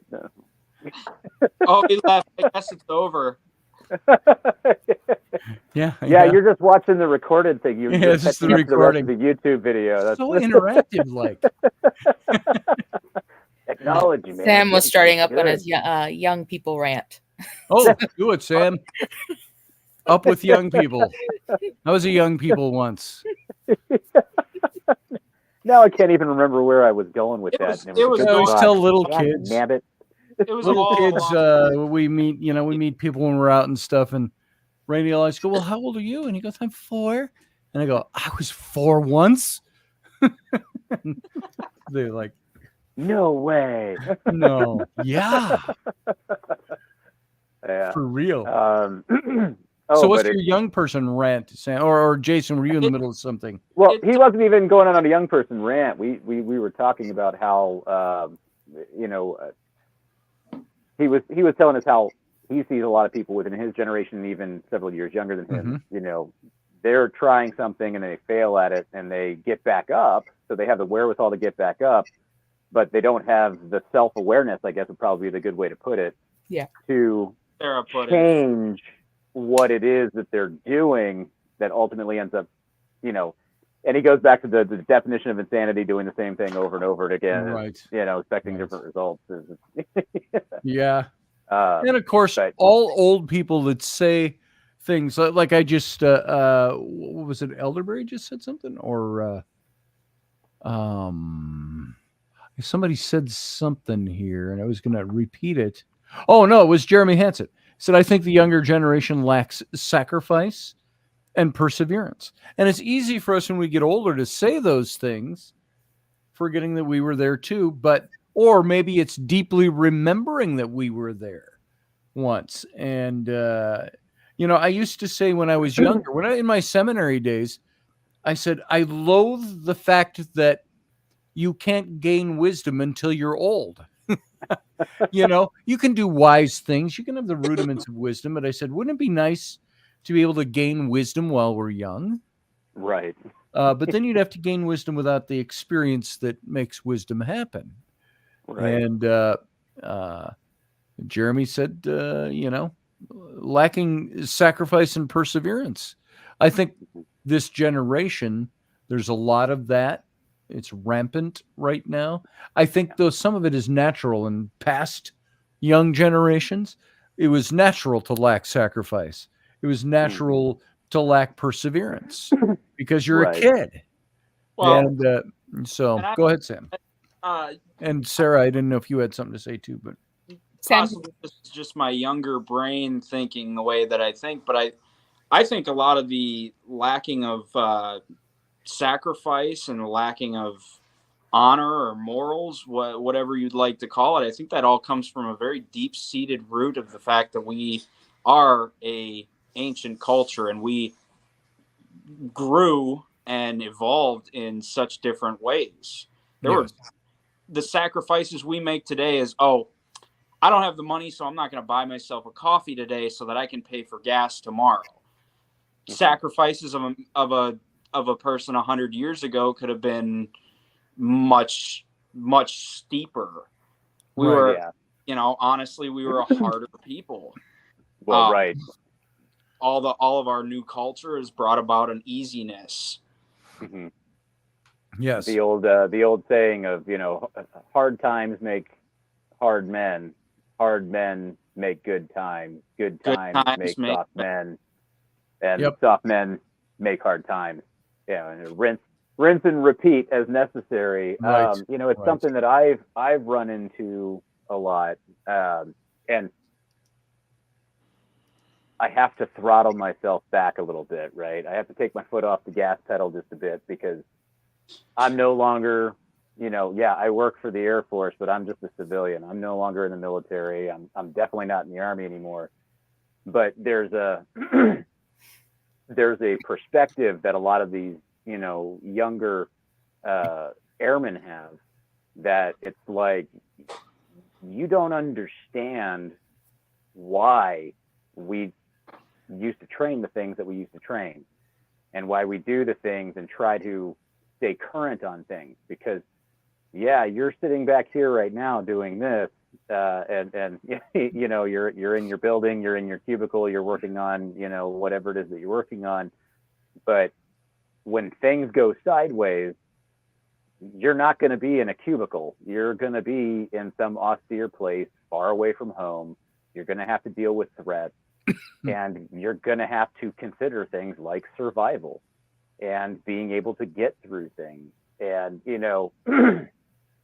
it's funny. I started kind of actually getting some of them to click. Yeah. But it was, it took a while to get there, and it took some big changes in the news with events going on in the world and how people kind of started posturing and looking at things. And it's like, the big topic with China. Well, are we going to get involved in the war with China? I remember sitting there and I throw in the historian perspective, and it's like, look, so if things go down with China and it turns into a peer-on-peer fight, you realize we have squadrons and stuff that are out in the Pacific Ocean that, like, we are hours upon days from being able to get out to them. They're going to be stuck on their own. We have geographically separated units that you guys could actually, do a short assignment to from here. Like, you need to know these things because this is a very real thing. It's not like the last 20 years that we were involved in with counterinsurgency, where, your infantry guys and your convoy guys and stuff like that went outside the wire, and everybody else stayed inside the wire where it was, safe mostly. And you went about your day. It was really hot and dry, and occasionally there was a rocket that came in, but for the most part, your life went by uninterrupted, other than you didn't have the creature comforts of home. And it's going to be a very different scenario when you don't know how to, do anything to slow down an armored tank column coming up your front gate. And they're like, oh, so like, that's where the experience breeds the wisdom, and you've got to find a way to connect with the people who don't have the wisdom. And so it's like, how do you put these things into this perspective to where they start to get it, and ultimately you'd like to do it without having to have some other big thing going on in the world to trigger it, but like sometimes you need that catalyst, but once they started talking about things with China, and I was like, remember that stuff that I was talking about? Like, and they start listening. It's like, yeah, That's what I was talking about. And a lot of times there's the appearance of, at least on the surface, within, more youthful generations of a, and we all did it, actually, my generation did it, Scotty, your generation did it. Mm-hmm. There's that, whatever, old man pushback, like there's every generation in its youthful period does that. Like, I think it's just a state of mind and a lack of experience in life in the world. But that's that whole thing of getting that understanding and getting that experience to develop that wisdom, and then being just wise enough to listen in a little bit. It takes time to get there. That's why we always, if only I knew then what I know now, Right. Sarah, what's on your mind about this? Well, I mean, to add to the conversation, it's like, it's chilling to me because you think of the cyclical nature of the way humanity is in history and everything. And we're going through a period right now where people don't seem to understand sacrifice and, the things we were discussing earlier. So, cyclical nature, it's going to come, right? You're going to have events like we had in, 9/11 and 10 9 and 10 80-year cycle, they say. I mean, I don't know by certain years. I mean, historically, I'm sure you could even track it, There's a guy that did that. He actually did a book and he did a study where it's like everything looks like it goes in almost like, and there's wiggle room, right? But effectively like an 80-year cycle.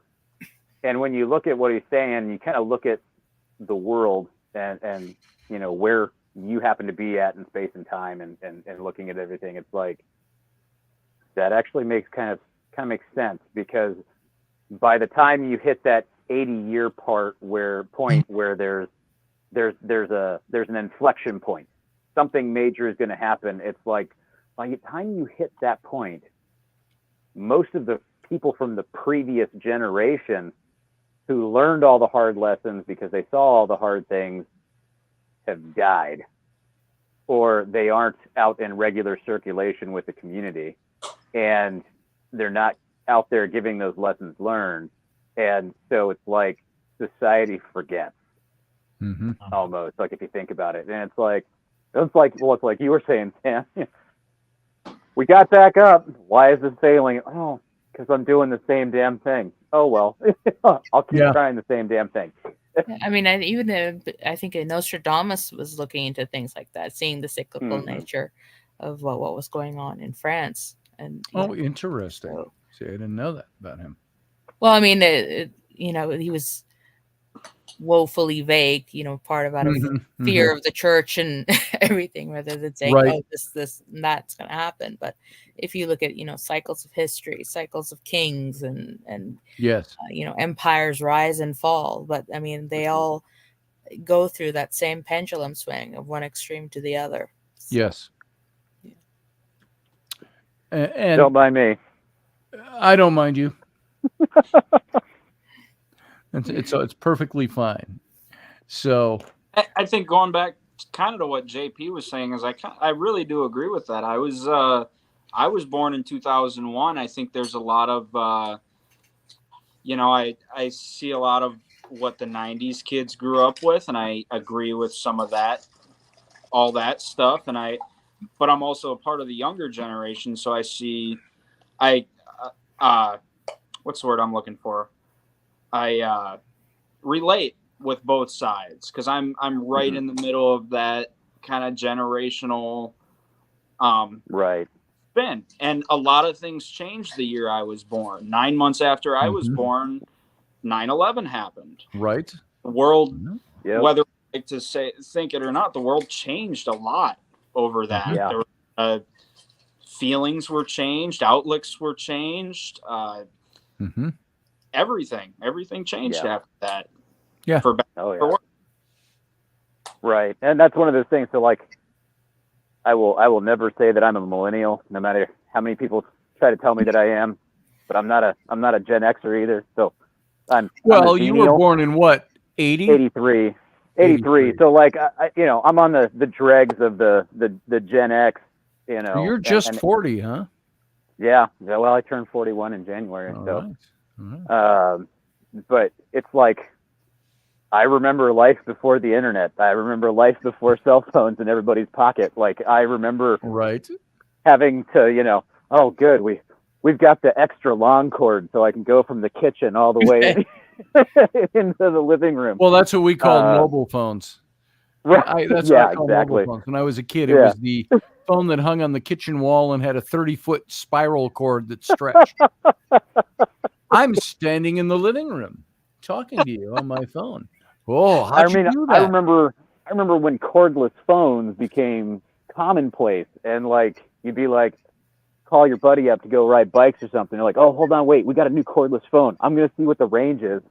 And you're like, all right, I'm at the end of the garage door. I'm going out. Let's see how far down the driveway I can get before our signal cuts out, and then I'll get on the bike and I'll head down. Like, yes, you look at things like that, and then you look at newer generations that have grown up with all of that there, and it's interesting how, and we've talked about this before. We have the entire compendium of human knowledge at our fingertips, and what do? We look up cat memes. It's like, and you have all that information, and society, this generation, well, it's not even it's not even relegated to a single generation that does it. Everybody does it. So really it's more society. People have stopped digging deeper with information. It's not like when we go to the library and I got to go read through a book this thick to figure out what I'm trying to figure out. Put effort into it. Yeah. I can read the first 3 sentences of an article and then formulate an opinion, but with clickbait headlines, things like that. So it's interesting how all of that really changes society and changes the world, and all of that really did. I mean, start happening there at 2001 was a huge inflection point. I mean, you came into an interesting world, Sam. Yeah. Big technological cultural shift, almost like the Industrial Revolution. Yes. Yeah. Period. Well, and look at how that impacted society, right? Yeah. If we took a hard left, hard right. I mean, even in terms of getting old, it's like when you realize that the songs that you like are saying, "Oh, this is an oldie," on an oldie station. Turning on classic rock, expecting to hear Led Zeppelin, and you hear Weezer. Yes. It's just, I feel the arthritis settling in. Let me.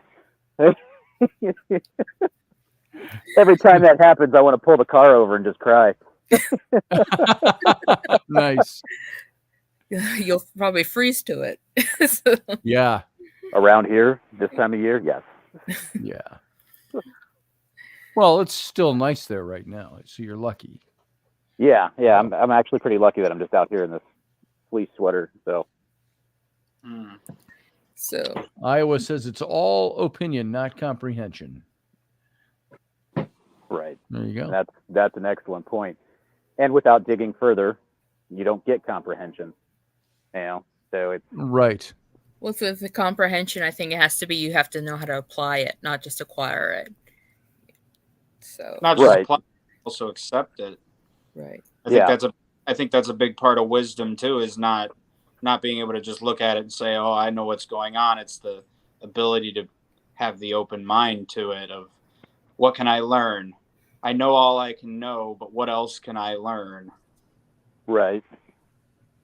I used to say wisdom was an awful lot like humility. Once you say you've got it, you've lost it. I'm a humble person. Okay. All right. I'm humble. So, what do you think, Professor? Uh-oh. Trouble just showed up. 3 minutes left. Guilty as charged as usual. I don't know, what was the subject? To admit it. Something about comprehension. Is that was a minor offshoot of the subject? Cruelty and empathy. Cruelty and empathy. Oh. Yeah. Well, I think they're basically just the yin and the yang, the as above, so below reflections of the cycles of that type of energy. So, I mean, you can amplify the shit out of them depending on which direction you want to focus and what your intention and how much energy of yourself you put into it. But you can also just passively, observe it and just kind of go, whoa, what was that? A little marker to go check that out, down the road. One of the things that I've been pondering lately is the whole concept of, is there evil? And what does evil look like when you call something evil? What are the characteristics, the attributes, the way in which is defined and delineated so that you can go, oh yeah, that's one of those. Well, and that's a lot. That's subjective. That's kind of a. It's all subjective. Yeah. It's very perspective. It's like cruelty. It's perspective. I mean, well, and what's your societal construct? How do they, how does the society that you exist in interpret everything? Well, that's where you get the cultural administration of a group of humans that are in some kind of self-organizing collective, right? They've kind of organized around whatever makes them who they are. And it can be anything. I mean, it can be everything from, genetics and family to some ideology. It's from some theology or something that you discovered somewhere around the world. It will change. It changes your perspective because it adds to your data. The more data you've got, the better chance you've got of, sweeping through it and finding the stuff that's the real good stuff. But that's a constant, that's an everyday consciousness every second, not the now, but the next.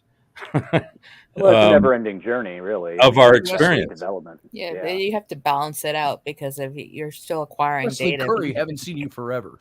Acquire just enough to make sure your head doesn't explode too. Yes.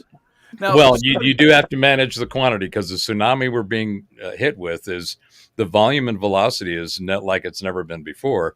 Oh, yeah, it's insane. And it's because there's more people connected for more dissemination of stuff that's been carefully crafted and curated to toss in the conversation and, and cause chaos and, conflict, because that's what the narrative, that's what people are experiencing.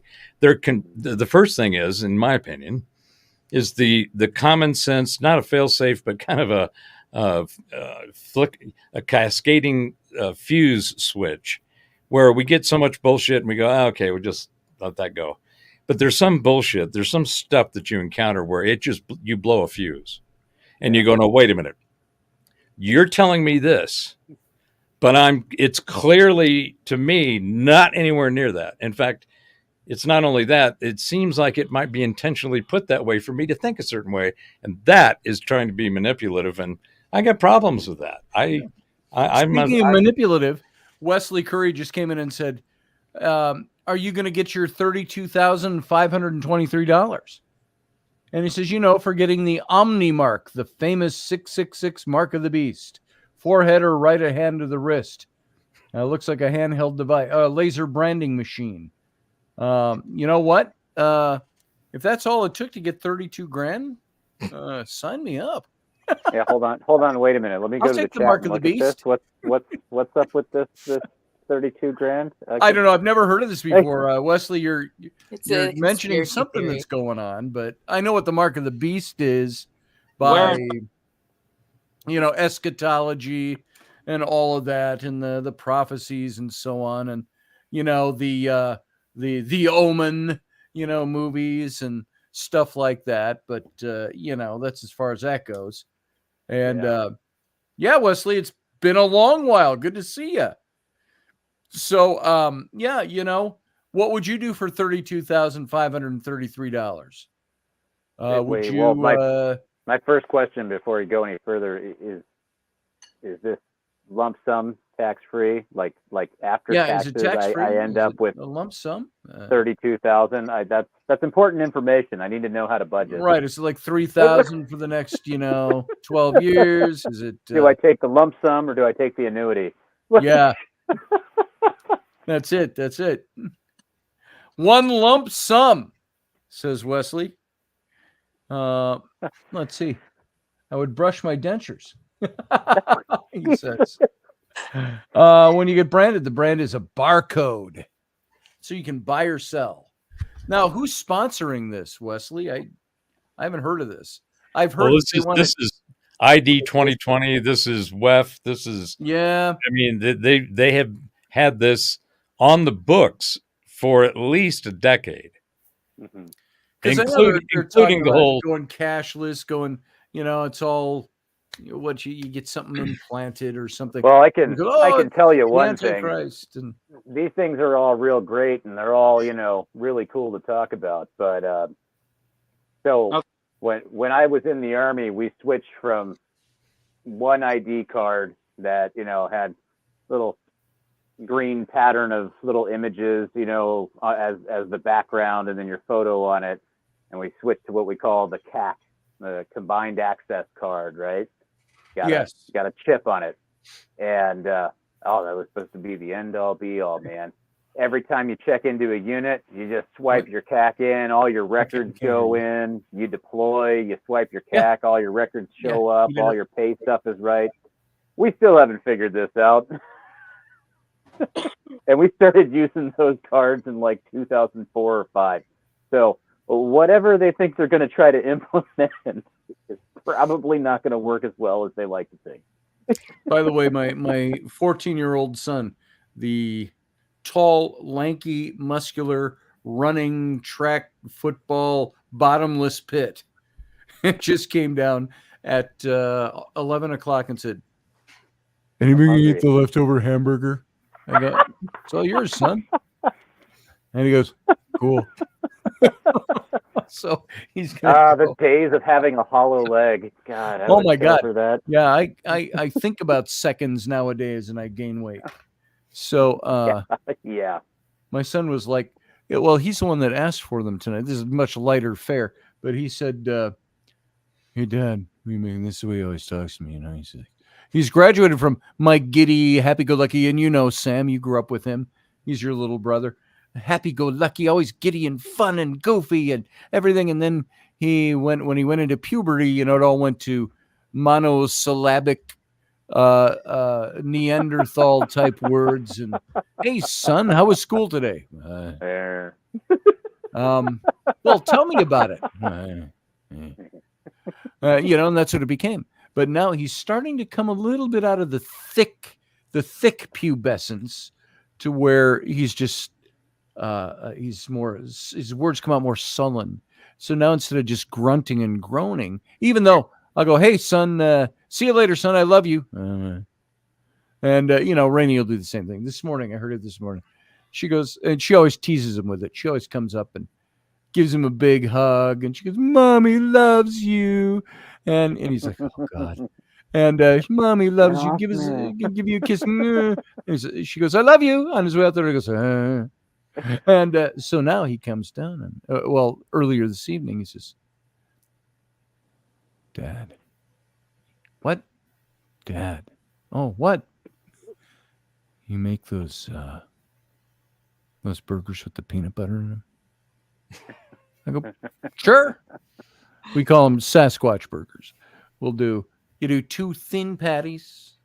I've talked about this before. You have 2 thin patties, and you slap them together, but not until you put chunky peanut butter and sometimes jalapenos and a little bit of cheese, and you put them together and you seal the edges, smash them down, throw them on the grill, a little spice, and man, is that ever good.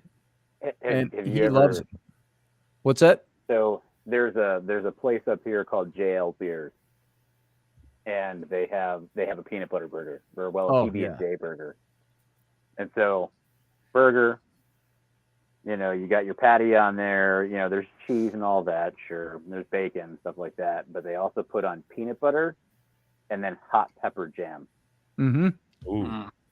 Oh my God. And the only thing that will make that more perfect than perfect, over medium fried egg. Yes. Mm-hmm. Good Lord. Sorry, Wesley, we moved on from your Jesus visions and stuff like that and the 666 to Sasquatch burgers. The only thing I'd add to that, Jason, is smash burgers as stuff. A few strips of bacon. Yeah. Yep. Exactly. Yeah. And good God. As soon as you said that fried egg, I just went, "Oh shit, there's the bacon." Well, see, now I make, and Sam, you may remember this. I make Dad's special meatloaf. It's where I would take usually a couple of pounds of ground beef, and I'd mix it with some breadcrumbs and lay it out flat on wax paper, about 12 inches wide and about 18 inches long, and as thin as you can press it out. And then on top of that, I put a little layer of, usually I would like to use Classico 4-cheese sauce. And then broccoli bits that you break all up. Broccoli bits all over, a thick layer of broccoli bits. Hold then on. a layer of mozzarella cheese. What were those dimensions again? Yeah. And then a layer of what's the ham? The real fine thin ham. Canadian bacon? Like a prosciutto? Prosciutto cheese. Prosciutto ham. Yeah. And then a layer of mozzarella grated. Oh, wow. And a little bit more sauce. And then you take and you have to lift up the wax paper to get the end up, but you take and you roll it. Mm-hmm. And you Does it end up being about 6 inches thick? Yeah. The thing's like a log when you're done. Oh, Jesus. And you press the edges a little bit so it doesn't all leak out. You put that in a big glass dish. You bake it, and you pour the rest of the sauce over it, and you bake it. You can put mushrooms in. You can put other things in it too. But man, that is eaten. That sounds amazing. Yeah. Yeah.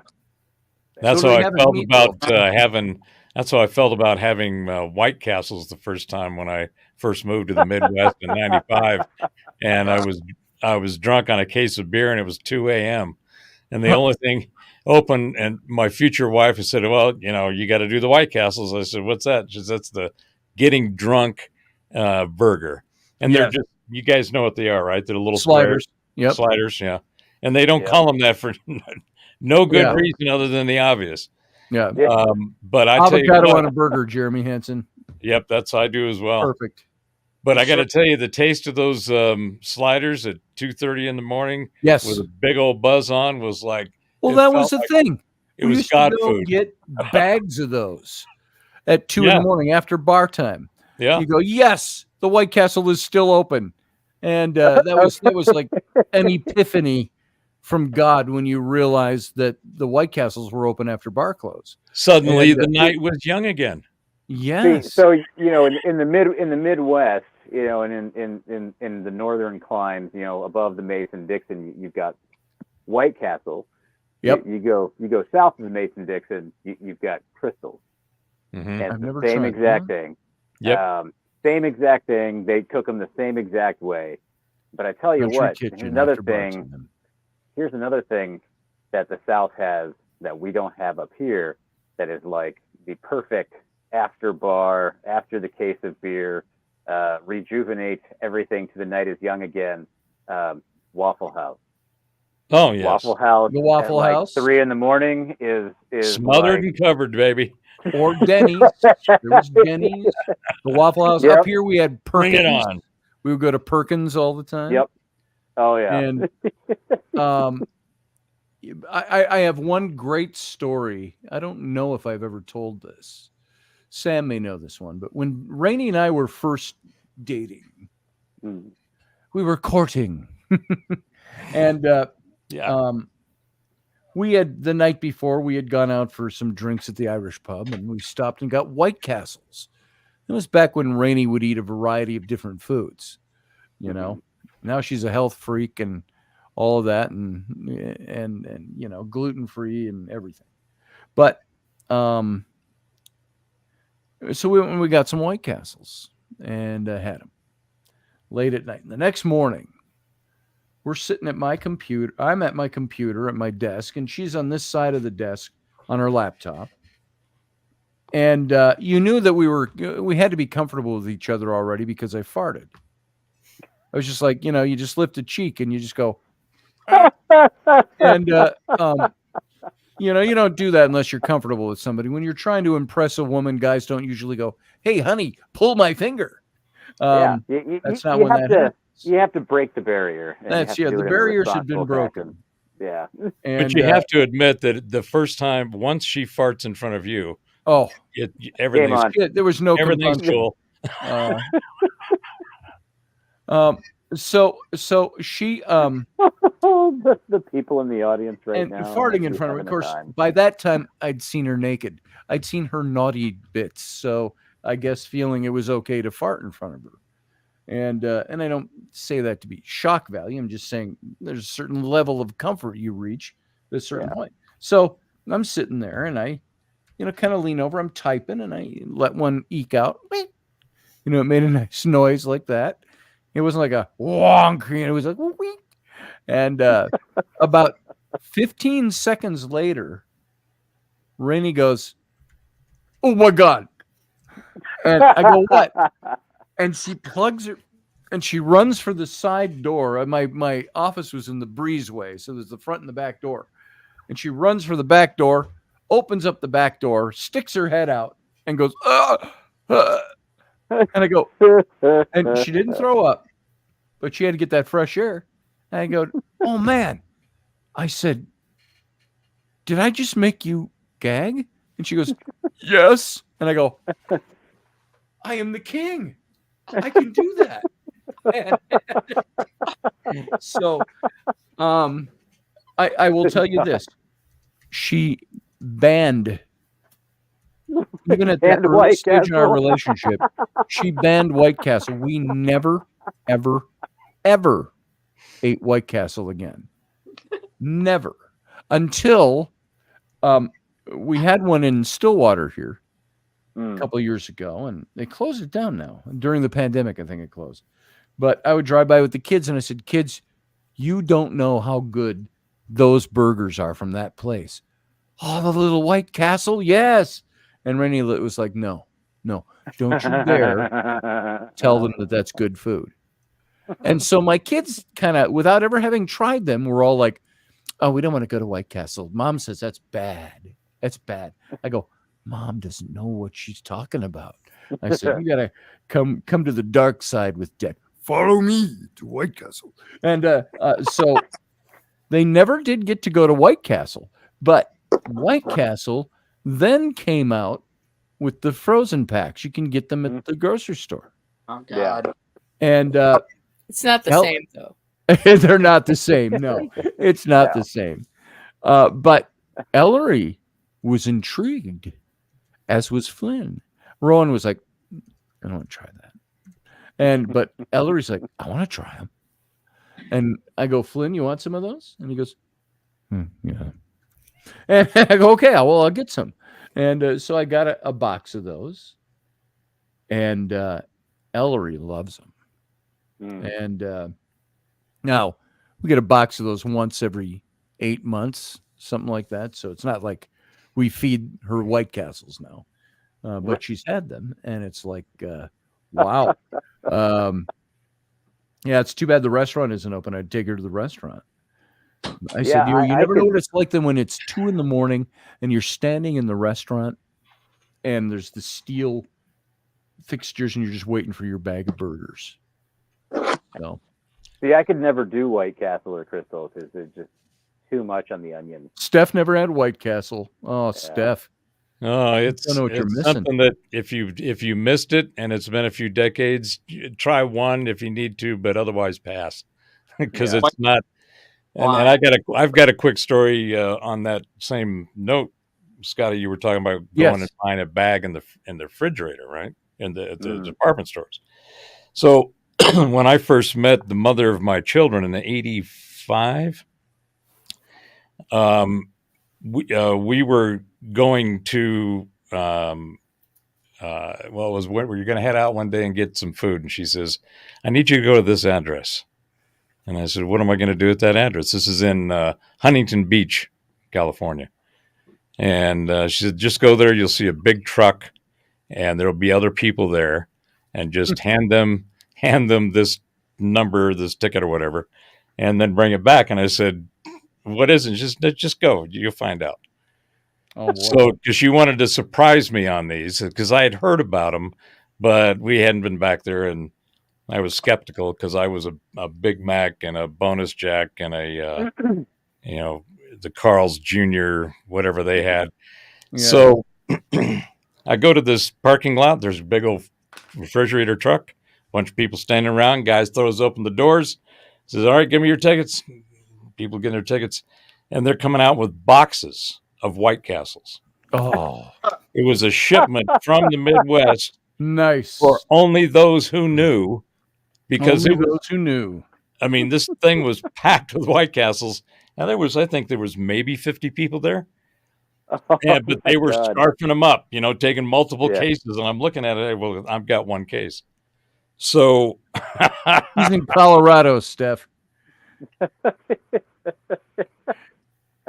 So that was my little story about my first introduction to White Castles, was being sent on a covert mission to someplace I didn't know to pick up something I didn't know what, to find out they were White Castles in a box. Nice. Sort of like we get the, and you might get them down out that way, Scotty, but we get the, it's a reefer truck, and it's the reefer truck. The reefers, Not that kind of reefer. I'm talking refrigerated truck. The Schwans. Come on, man. Come on. But the reefer truck pulls into parking lot, and and they advertise on Facebook and things like that, and it's mobile. Somebody from down in like New Orleans, down that way, and they show up, and they've just got loads of crawfish, alligator, andouille. What's the other one? So reef, as in like coral reef. No, as in like refrigerated. Refrigerated. Yeah, so they travel around, and it's like, hey, we got all the flavors of the bayou down here, and just a giant line out of in the parking lot, people waiting to get crawfish, alligator, boudin, andouille, a whole host of other kinds of southern Louisiana Creole kind of food. Sure. Things with flavor. Say again? Basically, things with flavor because they're spicy. Yes. So. Well, yes. I do happen to live in the land of mayo is spicy.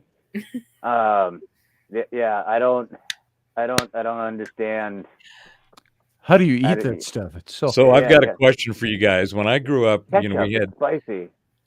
So I've got a question on the mayo thing. When I grew up, we didn't have squat, so we just had, what was the most easily accessible and popular shit: Fruit Loops, bags of sugar, dozens of eggs, milk, all bread, and all that crap. Right. So we used to get milk and bread and eggs. Yeah. So where was I going with this? Oh, so we used to get my dad. Terrible cook. He would anything that was meat based, he always turned it into shoe leather and made us eat it. It was just unbelievably bad. He was blowing up. Well done. He could make any good food into shoe leather, huh? Nice. So one of the things that we would get, and I'm sure you guys remember this, is fish sticks. Mm-hmm. Remember the fish sticks? Fish sticks? Yep. Oh, yeah. Right? So we couldn't afford tartar sauce. I know where you're going with this. So we made our tartar sauce was ketchup and mayo. Yep. We did the same thing when I was growing up. Ketchup and mayo. I knew I wasn't the only one. Mayo is actually something as a condiment on its own, not like mixed in with, whatever other flavorant, ketchup or some other, barbecue, whatever. But that it is something that, like, as I have gotten older, I have come to appreciate more.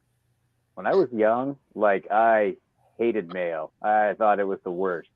But now I'm like, oh yeah, man, egg yolks, friggin' olive oil, and all that. Yeah, baby. This is beautiful. I could only eat Miracle Whip when I was a kid because it was sweet. Now I can't stand the taste of it. I like mayo. Hellmann's, bring out the Hellmann's, bring out the best. Isn't there like an old wives' tale about how if you take Miracle Whip and you leave it off to its own devices after you've opened the jar, it'll like degrade into 13 known toxins? Something like that. Well, there was that. I didn't watch it with any regularity, but The Simpsons, and everybody knows who The Simpsons are. There was one episode where Grandpa was working in a fast food restaurant. Doing the elderly and working in a fast food thing. And some zitty faced kid at the counter goes, "We're all out of special sauce." And Grandpa goes, just go put the mayo in the sun for a while. And so that was the special sauce. So yeah, so mayo for a while.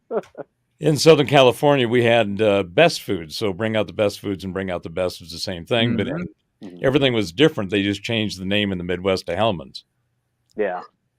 It was, but it was so it was like, well, it's the same stuff. But Scotty, I'm with you on that Miracle Whip. I remember liking that when I was younger, and then it didn't take long for me to go, I think I'd just rather have some mayo. Yeah. I tell you what, we got Duke. Miracle Whip. I don't know why Rainey got Miracle Whip. Miracle Whip in the cupboard, but we ran out of the Hellmann's, and it was like the reverse of the old Miracle Whip ads for TV, where somebody would be at in the Miracle Whip jar, and it's going clink clink clink clink clink with the knife, and he's like, it's all gone. The camera angle shoots down, inside the jar, and there's nothing in it, and it was like the opposite of that. We get to Hellmann's, and we're like, oh no. All we have left is, for this sandwich I just built, is Miracle Whip. Oh. It's like mayo with sugar added, so Miracle Whip. If you're a mayo fan, and I thought of this because somebody mentioned Dukes there in the comments. Now I OCD'd out and ripped the whole label off of this thing just because that's what I do sometimes. Yeah. Here's what the bottle looks like. Nice. Japanese mayo. Kewpie or Kewpie? Dude, this is some seriously good mayo. Never tried it. The Japanese know what they're doing. It has a little bit of sweetness and vinegar in it. It's like you've had it, Sarah? Yeah, it has a little bit more vinegar and sugar in it. So it's like if I try to. I can't even get a Kewpie marrow here, so I have to make my own.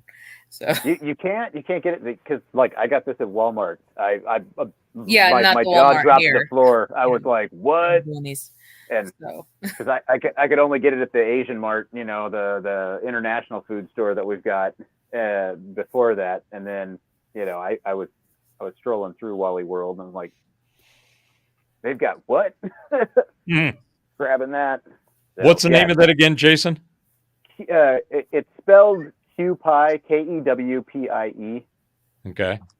And yeah, it's the Japanese. I'm going to give that a shot. Thanks for the tip. Yeah, I'm going to have to give it a try. You know what I just noticed? You see my wedding ring? That ring I have worn for about 7 years. A second ring on top of that, same width. Has it was made out of. Rainey had it done at a little Renaissance festival we were at, where they took an old coin, 1800s coin, and flattened it and made a ring out of it. And she gave that to me, and I've worn that with this ring. And I just looked down, and it's gone. Oh no! And it's like is Rainey that's watching? happened to me one other time, a few months back. It's just fallen off. It's like, since when do my rings just fall off? So I lost Are it. you losing weight? That's what I found when we were. It went missing off my hand, and it was gone for a week, 2 weeks maybe. Then when we were ripping up all the old carpet to put in the wood floors, I ripped up the carpet, and in the corner, I heard a ting, ting, ting, ting, ting. And look, there's my missing ring. It was under the carpet. Hey, Scotty. How did that happen? Scotty, it looks like Wesley's supposed to be in the wings. Do you see him back there? Oh, is he? I don't see him. I don't see you, Wesley. I don't know, but I've got a crock pot with. No, I don't see you, brother. And a bunch of you just sent it a message. chili salsa, and my kitchen smells amazing right now. So I don't know where that went. Now I'm distressed. That's what happens with those thought. Better hope that Rainey's not watching, Scotty. You're gonna get in trouble. Yeah. Well, she'll, she won't freak over it or anything. I freak over it because she gave me that. It's like I've told the story about this ring. Mm-hmm. That's my engagement wedding ring from Rainey. We were dating about a year, something like that, maybe 2. And she went into Walmart to get something, and I waited in the car. I said, I'm not going into Walmart. I'm tired. I had the air conditioning going, hot summer day. She comes back out, and she goes, I got you something. I go, what? And she whips out this ring in the box, this little $10 I think she spent on this. And I go, woo-wee, honey. And I said, this must be love. She goes, I spent a whole $10 on that. She said it just like that. And she says, but wait. She said, it ain't just the ring, honey. She said, I got you and she whips out a silver Zippo lighter with the metal one. She goes, I got you the matching Zippo. And I said, that is love. And I said, I not only got the ring, I got the matching Zippo. So I still have the Zippo, but I still have this ring. And this is the ring she got me, God, probably 16 years ago, something like that. And I've had it on, and then we got married, and I said, I want this to be my wedding ring too. So that's that one. It's my $10 wedding ring from Rainey. So it doesn't take much. The coin ring costs $50. So yeah, it's about the symbolism and the symbology of things and the commitment. It's not about what kind of rock you have on it. I've never been able to really deal well with, women who have that mindset of, oh, you didn't get me a bigger diamond, or, oh, it's not real. It's right. like, what matters most? The fact that you're making the gesture and that you're trying and you want to do something and you want to work towards something, or and that you're committed, or that you've got a half carat diamond versus moissanite or something like that. Wendy never wanted a big diamond. Yeah. She was like, I just catch it on things. Right. And it tears my clothes, or I catch it on things. She does want. Lately she's been looking at like antique rings. She's looking at, there was a ring she saw that had an antique. I can't remember if it was the sapphire one or if it was the opal, in a flat setting, in the old tooled, Victorian era ring. Very, so it wasn't. It was a thick ring, but it was, and so she liked that. So anyway. Oh, there's stuff like that. That's probably it, Steph. Interestingness to it. Let's see. Proud, low salt intakes and no puffiness. Yeah. So I lost it. I hope I didn't lose it outside the house. I don't know where I'd have lost it. When you don't feel a ring fall off of your hand, where'd you lose it? Didn't go down the disposal. I'd have heard it. So yeah. I'm bugged by that now. Now I'm bugged.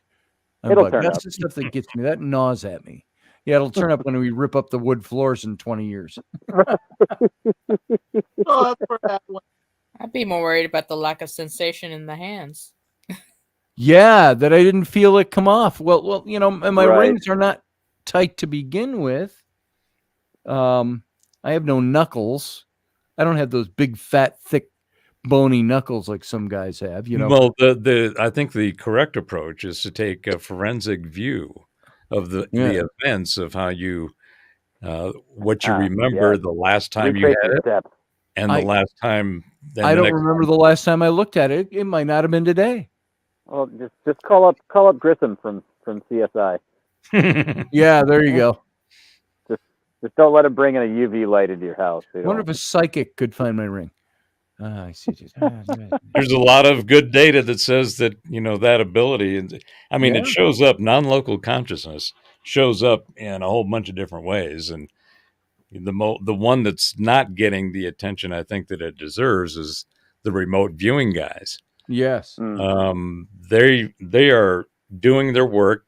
They're doing it scientifically validated, double blind, and they're doing it independent, and they are coming up with incredible information.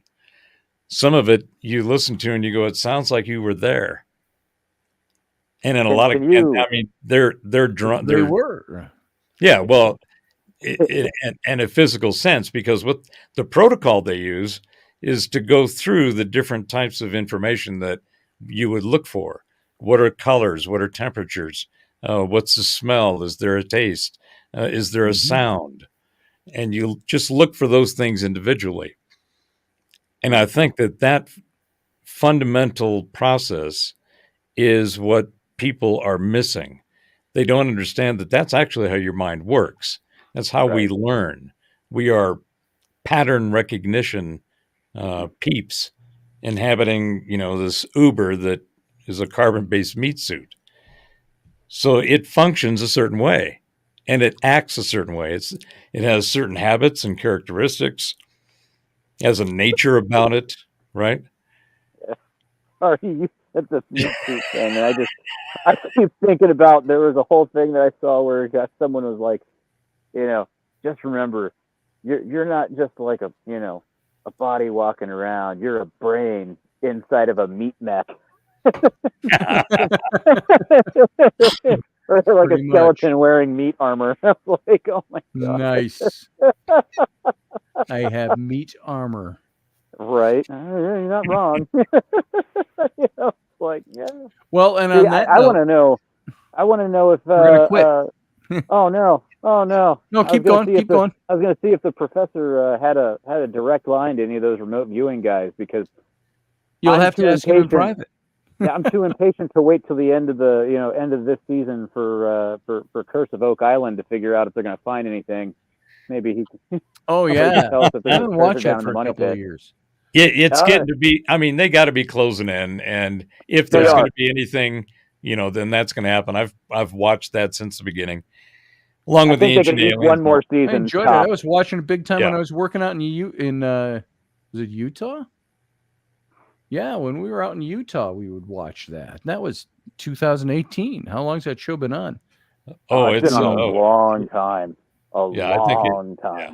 I think it's on its 12th season. Okay. Yeah, that sounds about right. Because they're capitalizing on not finding it. Are you talking about how to milk the money machine? Yeah. Because I mean, they're clearly find interesting stuff.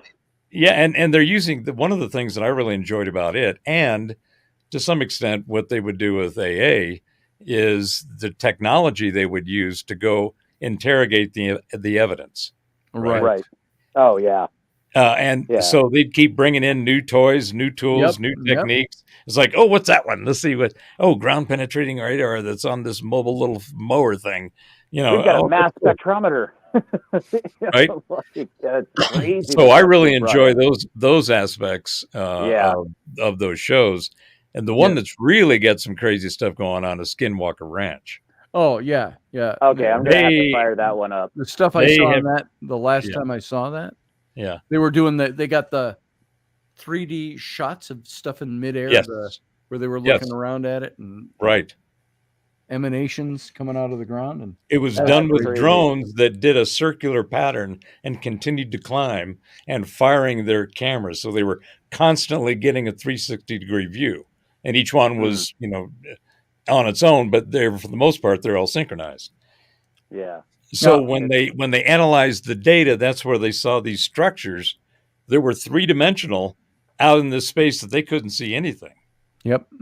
And then they aligned it up with a couple of markers that they had found in some of the mountain and the stone and the boulders around it. And there was these different markings that indicated something similar. Yeah. So aside from that, the telemetry they're using for the infrared, they finally got to the point where they're dropping LiDAR.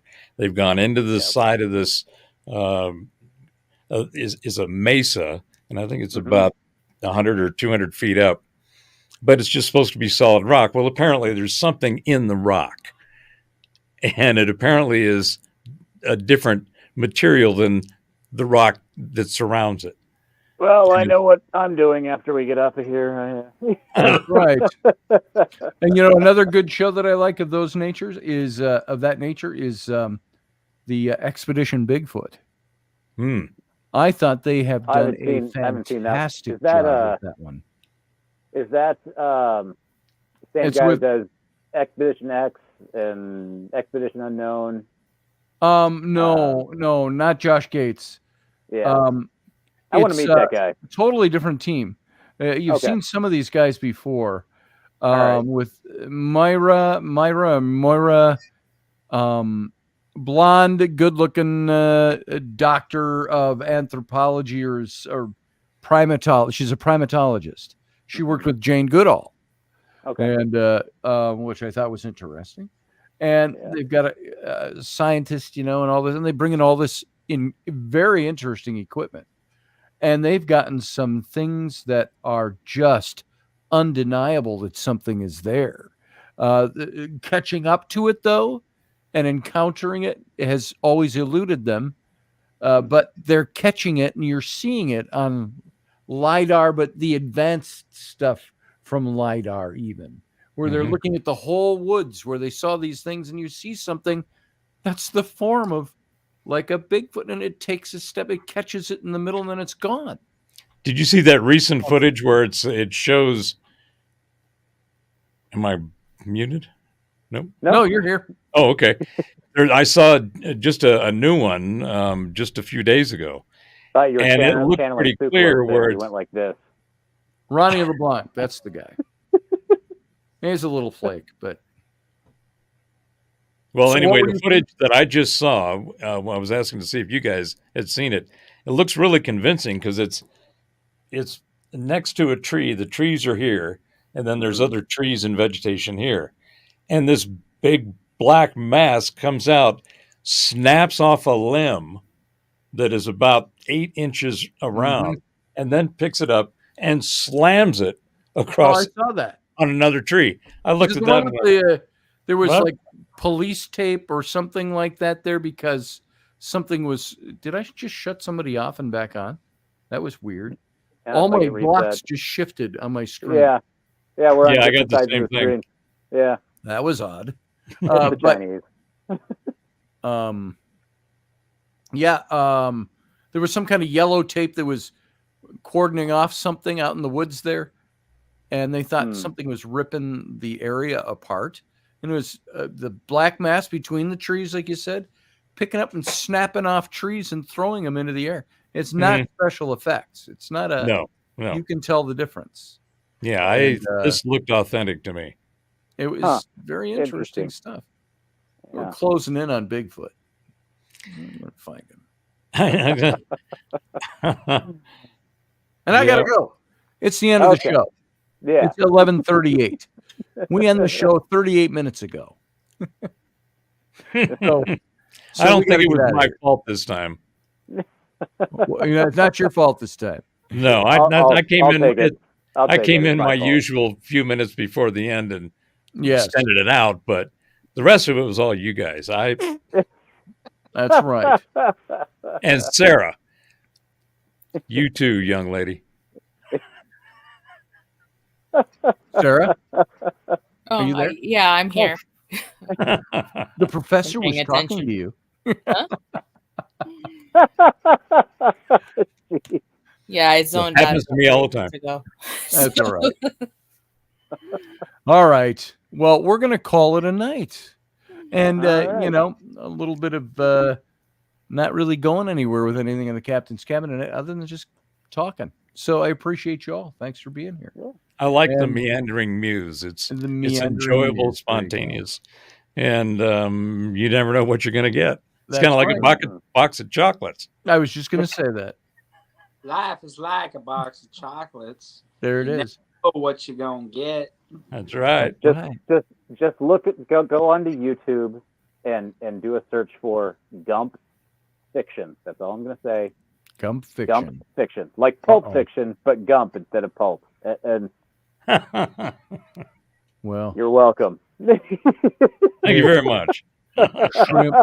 Shrimp, boiled shrimp, shrimp and butter, the shrimp souffle. I can't feel my legs. You ain't got no legs. Yeah. And that's about it. All right. We have a Bubba Gump Shrimp restaurant up at the Mall of America here. So I've been there for years. I forgot about that. It's great. Yeah. Great. I still haven't been there. Mall of America. I need to do that. Oh, yeah. We go too much. Well, because the kids want to go. So I could live without going to the Mall of America, frankly. Right. So get off my lawn. All right. Let's get out of here.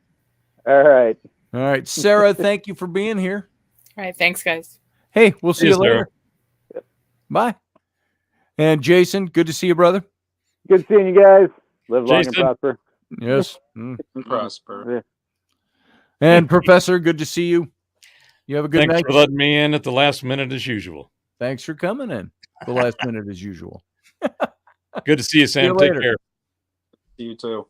Son, good to see you, brother. I was going to son, brother.